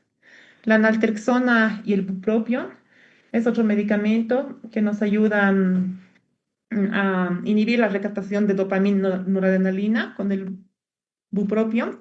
Y la naltrexona es una agonista de los receptores de opoides, entonces esto evita que se actúe este mecanismo de retroalimentación que apaga las neuronas de propiomedanocortina. Entonces, ¿qué quiere decir esto? Que mantiene activas las neuronas de la saciedad. Y pues la pérdida de peso, más o menos entre 4.2 a 5.1% por año. Miren, y lo nuevo que hay ahí, acá son los agonistas de GLP-1. Solo GLP-1, el semaglutide, que ya lo tenemos en Bolivia, en 2 marcas comerciales. Y la tirzepatide, que ya actúa a nivel de 2 niveles, no solo a nivel de GLP-1, también actúa a nivel del HIP, del péptido inhibidor gástrico. Entonces, estos medicamentos ya saben ustedes de memoria el mecanismo de acción, pero también tienen otros efectos. Como este medicamento produce un endurecimiento gástrico, o sea, un vaciamiento gástrico lento, si el paciente consume una comida abundante, puede provocar náuseas, vómitos, diarrea. Por ejemplo, si está con ya el tratamiento para diabetes, incluso en algunos pacientes puede provocar hipoglucemia, que es muy raro. Y la tirzepatide, pues ya actúan a nivel de actúan a nivel de estos receptores, causa mayor pérdida de peso, miren, de un 15 hasta un 22% en 72 semanas. Y estos beneficios han sido demostrados en diferentes estudios. Para la semaglutida han hecho el STEP 1 hasta el STEP 5, y con la tirzepatide el SURPASS, SURMONT, el SPETI, hay muchos estudios acerca de esto. El tirzepatide ha sido aprobado en Estados Unidos el 13 de mayo de 2022. Espero que ya nos llegue a Bolivia. Yo creo que en 6 meses nos llegará. Pero ya tenemos el semaglutide que podemos iniciar con eso con nuestros pacientes. Entonces aquí vemos cómo los agonistas del receptor de GLP-1 no solo actúan a nivel de la insulina y glucagón, también actúan a nivel de la síntesis de glucógeno en el hígado, con el vaciamiento gástrico a nivel gastrointestinal, disminuyen el apetito Y podemos ver que la tirzepatide ya actúa a nivel también del péptido inhibidor gástrico, tiene una alta afinidad. Entonces, mire, ya esto promueve ya la secreción de insulina y esto aumenta la secreción de insulina. Imagínense, o sea, tiene mucho más efecto. Aumenta la sobrevida de las células beta y la proliferación. Ayuda a que aumente la síntesis de insulina. Entonces, ya teniendo estos dos efectos, el paciente tiene mayor pérdida de peso. Aquí la anterior vez me preguntaban las dosis, aquí se los traje. Si vamos a iniciar semaglutide para obesidad, bueno, eso es para obesidad. Se inicia primero las primeras 4 semanas 0,25, las próximas 4,05, luego 4 semanas 1 miligramo, 1,7 y 2,4, pero siempre viendo cómo tolera el paciente. Bueno, no, si es que digamos el paciente llegando a 1 miligramo no me tolera subir, entonces voy a mantenerme más tiempo en 1 miligramo y voy a ver qué está fallando en el paciente, por qué no está tolerando. Si el paciente está comiendo en mucha cantidad, no va a tolerar aumentar la dosis. Entonces, cada 4 semanas yo tengo que valorar a mi paciente para ver cómo voy a hacer el cambio del tratamiento. Y en diabetes, pues son diferentes las dosis, ¿no? Entonces aquí nos vamos en 0,25, 0,5, luego subimos a 1 miligramo y nos quedamos con 2. Son dosis más altas para pacientes con obesidad. Y la tirzepatide, que es similar en obesidad y en diabetes, que igual, 4 semanas con 2,5, 5, y luego vamos aumentando 2,5 cada 4 semanas de acuerdo a la tolerancia del paciente.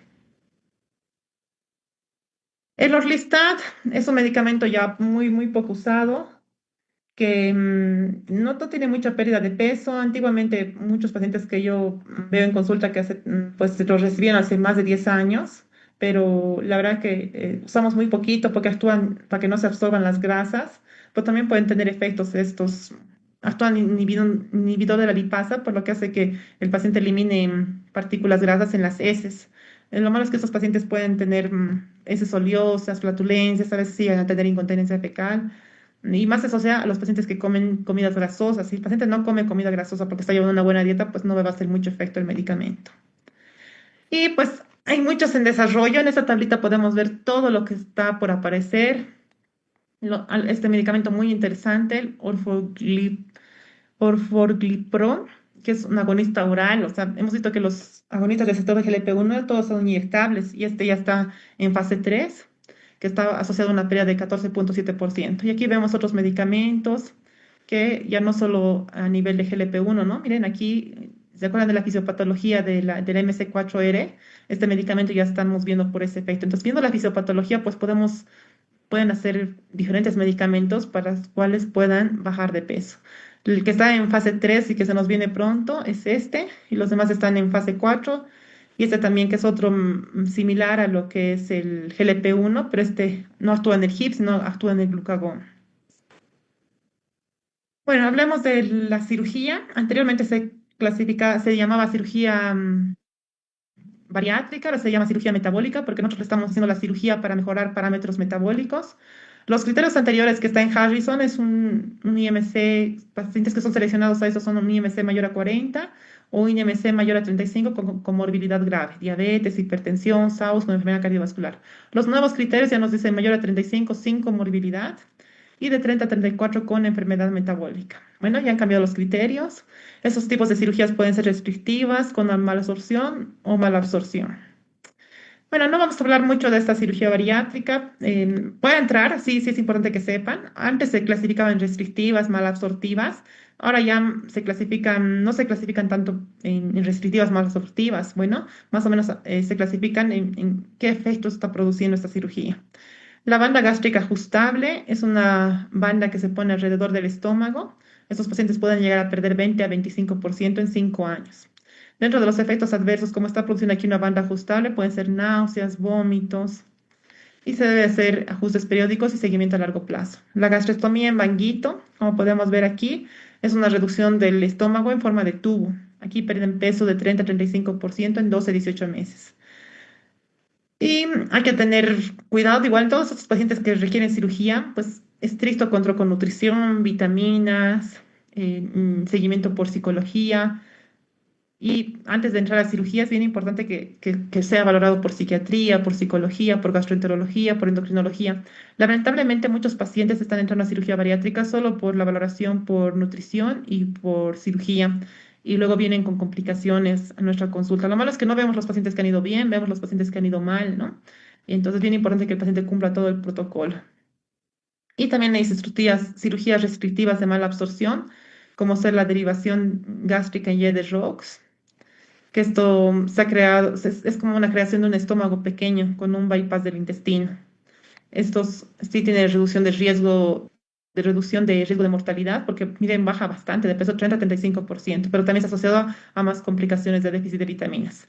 La derivación biliopancreática, que es un bypass del estómago con mayor malabsorción. La derivación biliopancreática, que es una variante más compleja. Esta es más compleja que esta, pero tiene una pérdida similar de peso. Bueno, entonces las cirugías restrictivas, ¿qué van a hacer? Limitan la cantidad de alimento que puede retener el estómago y retrasan el vaciamiento gástrico. El prototipo de esta categoría es que es una colocación laparoscópica de banda gástrica ajustable, ¿no? Esa bandita que hemos visto en la primera imagen. Entonces, cualquier tipo de procedimiento tiene que ser en un paciente seleccionado, no todos son candidatos.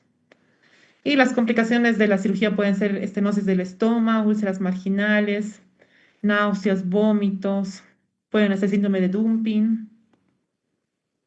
Y el enfoque actual, como les decía, es cirugía metabólica. Y hay nuevas cirugías también que están en estudio y algunas que ya lo están haciendo. La gastrectomía en manga, que es la más realizada en la actualidad. El bypass, que ya era antigua. Y estas nuevas cirugías. El SADI, que es single anastomosis duodeno, y el bypass, que ya es una opción válida. Y la cirugía endoscópica, esta es una menos invasiva, que es mediante reducción del estómago, pero mediante endoscopía, pero tampoco tiene tanta pérdida de peso. Bueno, máximo el 15%. Y acá podemos ver que con los medicamentos, aquí ya vemos estudios que con el SELECT, que se estudió la semaglutide, miren cómo va la pérdida de peso con dosis de 2,4 miligramos, mayor al 10% en comparación con placebo.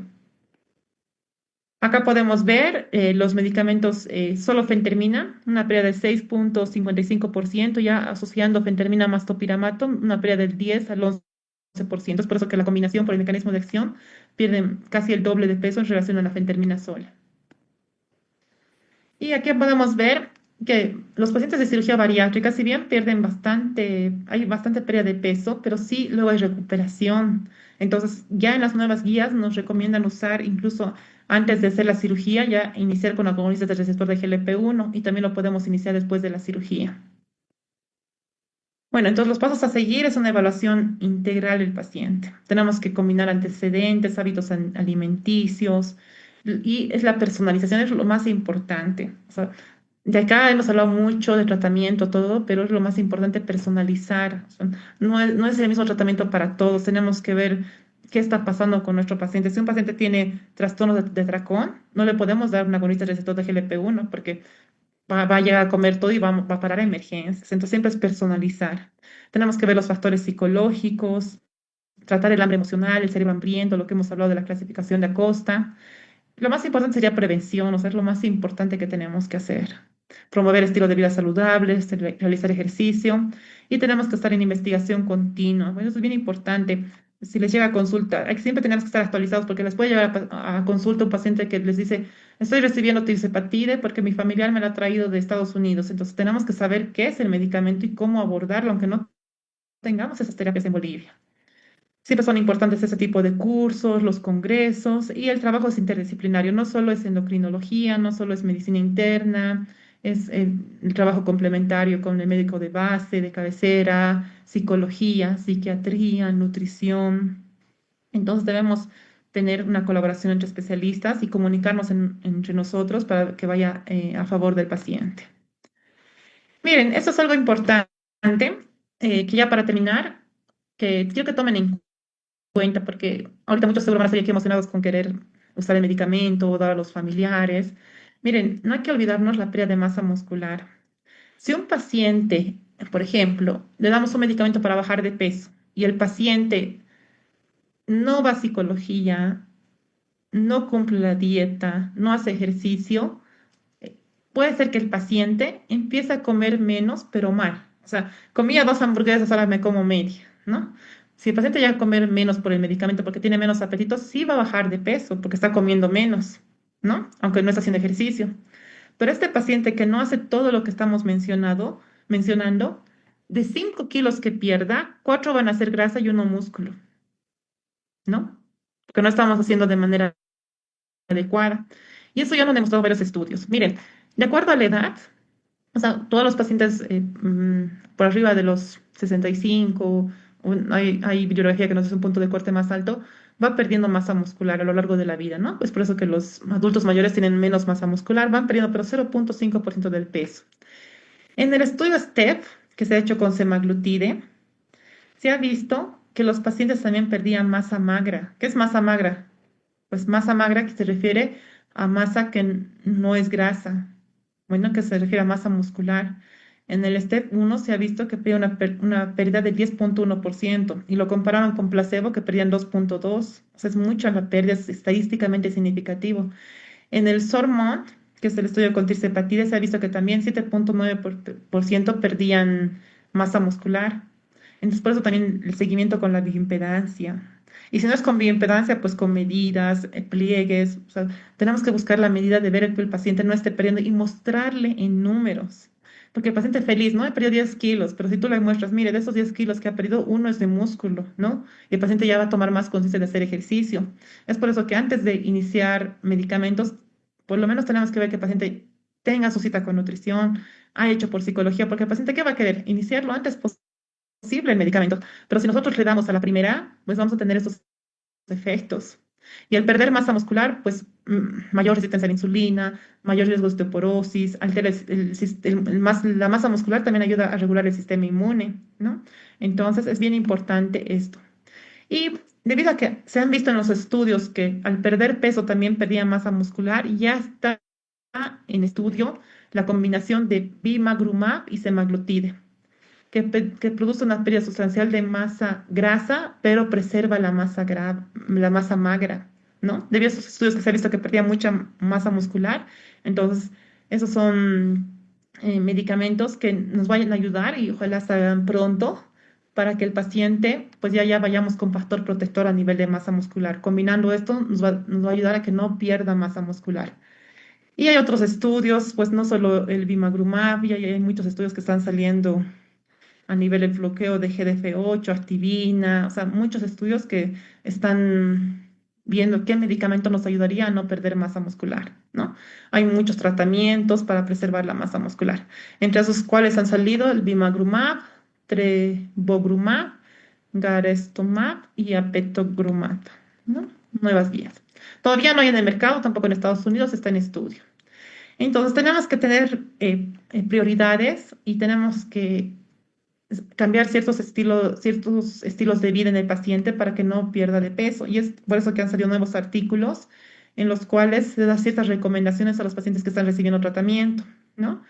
Em, la dieta, ver deficiencias de vitaminas, eso es bien importante, preservar la masa muscular, ¿no? O sea, muchas alternativas que tenemos que ver en el paciente que va a recibir estos medicamentos. No es iniciar y listo, no, no. Hay muchos artículos que ya nos muestran cómo podemos en nuestro paciente evitar la pérdida de masa muscular. Bueno, entonces quiero terminar con esto, que esto es bien importante y es una realidad triste tal vez, pero mantener el peso perdido es como caminar en una escalera eléctrica en sentido contrario. Imagínense todo el tiempo estar al sentido contrario. Se necesitan esfuerzos continuos para permanecer donde estás. Es por eso que es más difícil mantener la pérdida de peso que perder. Si bien un paciente puede llegar a perder en 3 meses o en un mes, pues 3 kilos, más difícil que perder los estos va a ser mantenerlos, porque debido al set point de esos pacientes está alterado hacia un nivel más alto, el cuerpo siempre va a querer volver al peso anterior. Entonces tenemos que hacer esfuerzos continuos, educar al paciente y explicar que si iniciamos, por ejemplo, semaglutide, es indefinido. Hay pacientes que se alegran y vienen, doctora, he recibido 3 meses semaglutide y pues ha invertido mucho tiempo y luego ya no pueden. No, si el paciente recibe 3 meses semaglutide y luego lo suspende, va a recuperar va a recuperar porque el medicamento ya no está haciendo todos esos efectos. Entonces hay que hablarle al paciente que es indefinido el tratamiento. Hay estudios a muy largo plazo, sí se ha visto en muchos estudios que lo suspenden y llegan a recuperar. Por el momento le decimos indefinido, o sea, veremos hasta cuánto, pues 3, 4, 5 años, puede ser que ya salgan más estudios a más largo plazo, pero es a muy, muy largo plazo el tratamiento para obesidad. ¿Tienen preguntas, doctores?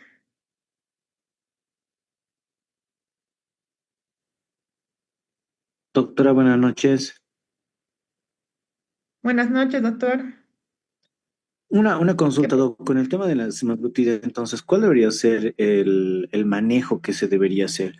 Vi muchas veces que 2, 3 meses y lo suspenden de golpe. ¿Cómo debería ser este manejo de forma correcta? Buena pregunta, doctor. Mire, entonces yo quiero primero para iniciar el semaglutide a un paciente tengo que ver que no tenga un trastorno de atracón. Bueno, si tiene un trastorno de atracón, pues va a ir mal el paciente, te va a parar en emergencias. ¿Qué es el trastorno de atracón? Que un paciente come, se siente lleno, pero sigue comiendo y siente culpa. Recordemos que el medicamento produce un vacío gástrico más lento. Si él come mucho, pues no va a vaciar. Como es lento, va a sentir náuseas, vómitos, ¿no? Y ya hemos visto pacientes en emergencias con esto. Primero, cambios en el estilo de vida, nutrición, psiquiatría, psicología. Un mes cumple el paciente y vemos que sí puede ser candidato. Explicarle el precio, o sea, yo eso hago. O sea, por ejemplo, con Semaglif, el primer mes va a gastar 1.000 bolivianos, el segundo mes 1.500, el tercero 2.000 y de ahí para adelante 2.000 a 2.500. Bueno, y hay que explicarle que puede subir el medicamento. Al principio cuando llegó, llegó con un precio un poquito más bajo. Iniciar el paciente, el tratamiento es a largo plazo.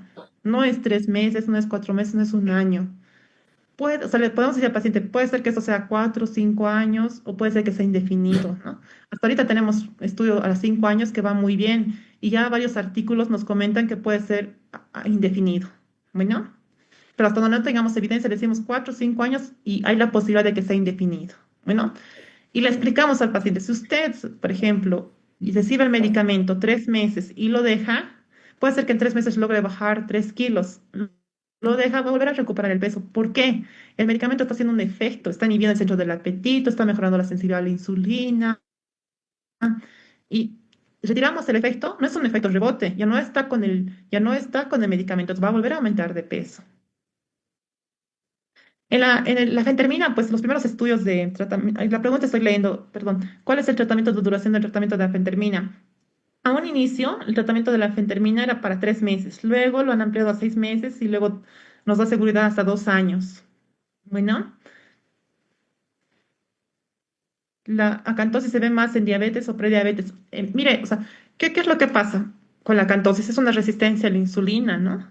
Entonces, ya vamos a ver, pues podemos ver en prediabetes y en diabetes, pero o sea, es en los dos, porque la fisiopatología, ¿qué es? Resistencia a la insulina y aparece acantosis nigricans. Luego el próximo paso es prediabetes y luego es diabetes, ¿no? Entonces lo vamos a ver incluso antes de la prediabetes.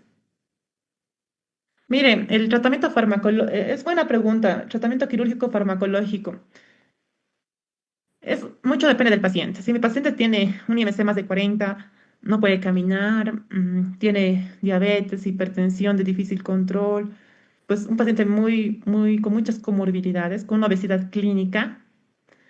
Vemos la parte psicológica, la parte psiquiátrica, y si es candidato a todas esas, cirugía bariátrica, cirugía metabólica. Pero en la mayoría yo prefiero tratamiento médico. Es que los pacientes que si no hacen cambios en el estilo de vida y no aprenden a comer, van a ir mal en cirugía bariátrica. Yo siempre les digo, iremos por líneas, como el triángulo que les hemos mostrado, ¿no? Primero tratamiento, cambios en el estilo de vida, luego probamos con fármacos y si fracasamos a fármacos y no vamos bien, podemos pensar la cirugía bariátrica.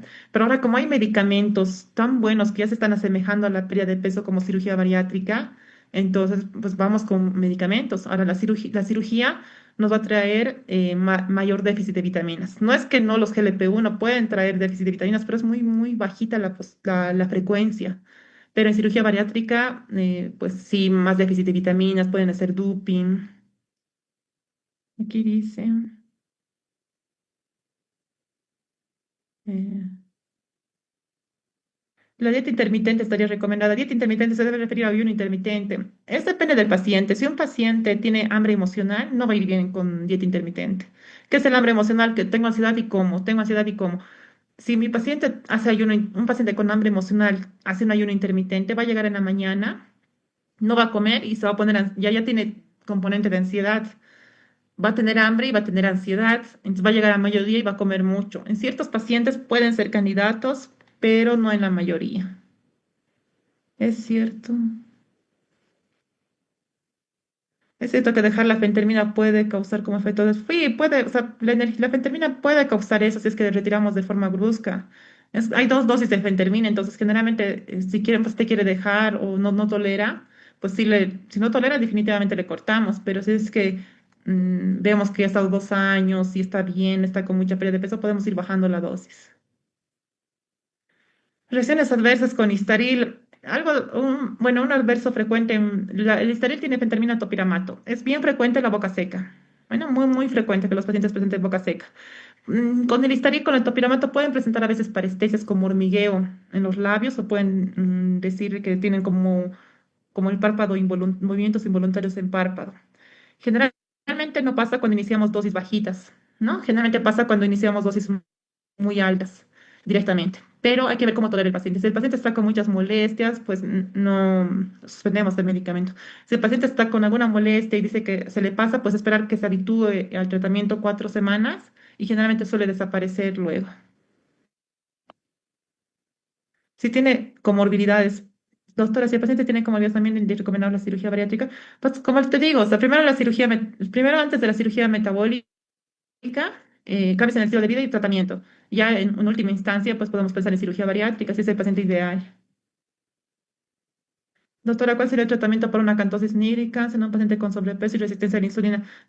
Siempre, en todas les voy a responder cambios en el estilo de vida. Bueno, y si tiene resistencia a la insulina, pues podemos iniciar metformina. Pero siempre ejercicios, ejercicio, dieta. Doctora, esta pregunta, dice, a ver, esta debe ser, ¿no? De resistencia a la insulina. Doctora, pacientes con obesidad grado 1 con resistencia a la insulina, ¿qué me recomienda como manejo? Con obesidad grado 1. No, pues, doctores, ya hemos hablado mucho de eso del tratamiento, es individualizado, es individualizado. Si el paciente tiene obesidad grado 1, tiene hambre emocional, es que hay que ver todo el contexto del paciente. Pues en ese paciente tal vez si ha tenido, ¿cuántos intentos de pérdida de peso ha tenido? Digamos, ha tenido 5. En esas 5 oportunidades ha subido 10 kilos, ha bajado 3, pues ya me voy con tratamiento médico. Si el paciente, los pacientes podrían costear por el gran porcentaje de pérdida de peso, si los pacientes podrían costear el medicamento, pues agonistas receptor de GLP-1 sería ideal iniciar a todos. Si no tienen el factor económico, porque es a largo plazo, pues con fentermina topiramato, porque la sinergia hace un mejor efecto. Pues, ¿cómo que sugiere que se controle el consumo de calorías? Hacemos recordatorio de alimentos de 24 horas y con nutrición. Tiene que ser un plan personalizado. ¿Cuál es la fisiopatología de los quemadores lentos, doctora? Son los pacientes que no se sabe qué gen específico, porque esta cosa ha hecho muchos estudios de gen. No se sabe específicamente cuál es la alteración específica, pero son pacientes que tienen un metabolismo lento, no pueden, o sea, y comen bien, o sea, te dice el paciente come bien y realmente come bien, pero su metabolismo es más lento. No hay una exacta razón, pero es en genes, o sea, porque han hecho mucho estudio genético de esos pacientes. Puede aparecer acantosis, sí, sí, en pacientes obesos, porque, o sea, ¿se acuerdan el cuadrito del tejido adiposo? Mientras más aumenta el tejido adiposo, mientras más hipóxico, aumenta la resistencia a la insulina. Doctor, una consulta. Buenas noches. Dígame, Doctorita, en dígame. caso de la semaglutide, por ejemplo, mi paciente ha tolerado muy bien hasta 2.4 en obesidad. Le mantengo 2.4 porque todavía no he llegado al parámetro óptimo del el que estoy buscando. Mantendría 2.4 hasta el 8º mes, que probablemente vaya a tener un resultado óptimo. No, o sea, doctora, sí, es que o sea, ¿a qué se refiere con resultado óptimo? ¿Cuánto de peso quiere bajar Llegar, o que ya ha bajado el claro, porcentaje de que peso? ya bajé el porcentaje al cual yo estaba, el cual necesitaba. O sea, o sea, no puedo aumentar más de 2.4 y es bien raro el paciente que está con 2.4. O sea, Claro, yo o te sea, diría, eso tengo es en uno. un caso, claro. dos Claro, punto cuatro sería el límite, claro. o sea, no hay más, no hay más. Y si el paciente no ha Exacto. bajado, entendiendo la fisiopatología, por eso nos da un rango de un 10 a 15%. O sea, puede ser que el paciente haya bajado 10, no en todos voy a llegar a 15%. Y eso también hay que explicarle al paciente. Eso nos dicen los estudios. Entonces, si llega a 2.4, le mantengo los 2.4. Si ya tengo 3 meses con 2.4, puedo intentar bajarle la dosis para mantenimiento y ver los pilares, ¿no? Está durmiendo bien el paciente, está haciendo ejercicio, los hábitos de vida, todo eso. Está con buenos pilares ya al finalizar, ya estamos No, me dentro, casi mantengo con dentro. 2.4. No, o sea, Me mira, hay mantengo con estudios 2.4. hasta ahorita. Tal vez mi respuesta cambie en un año, en el otro sean. Se han hecho estudios que se ha visto que pueden dar dosis más alta, 4. Bueno, hasta que no sea aprobado, no. Bueno, o sea, hasta ahorita sí hay estudios ya que están en que dosis más altas de 4 que mejoran mucho, con 4 gramos. Pero hasta el momento lo que tenemos en estudios es 2.4. No le aumente más.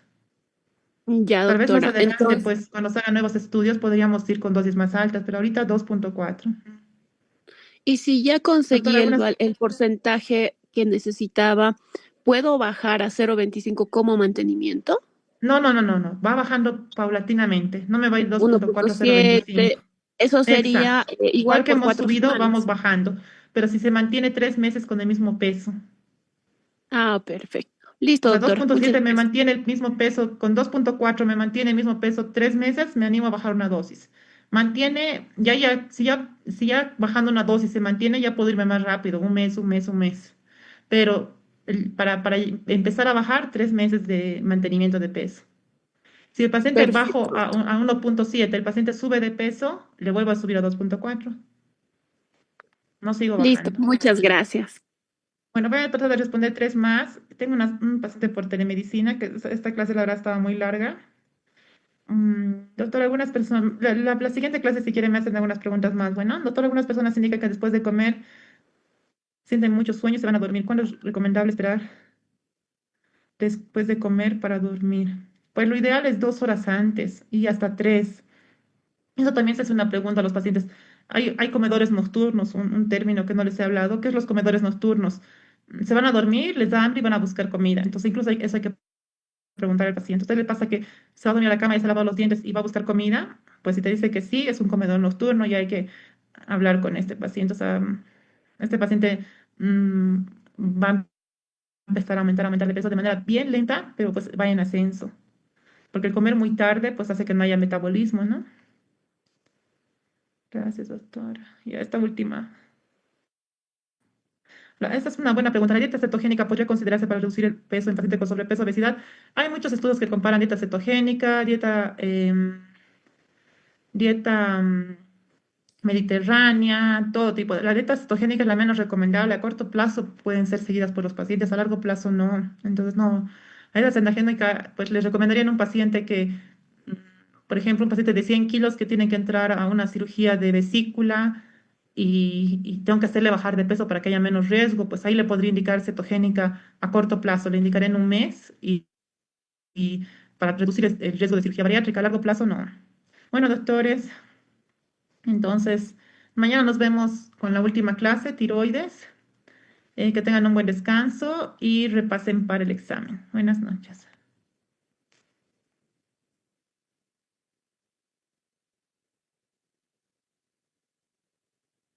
Cho, cho, cho, cho.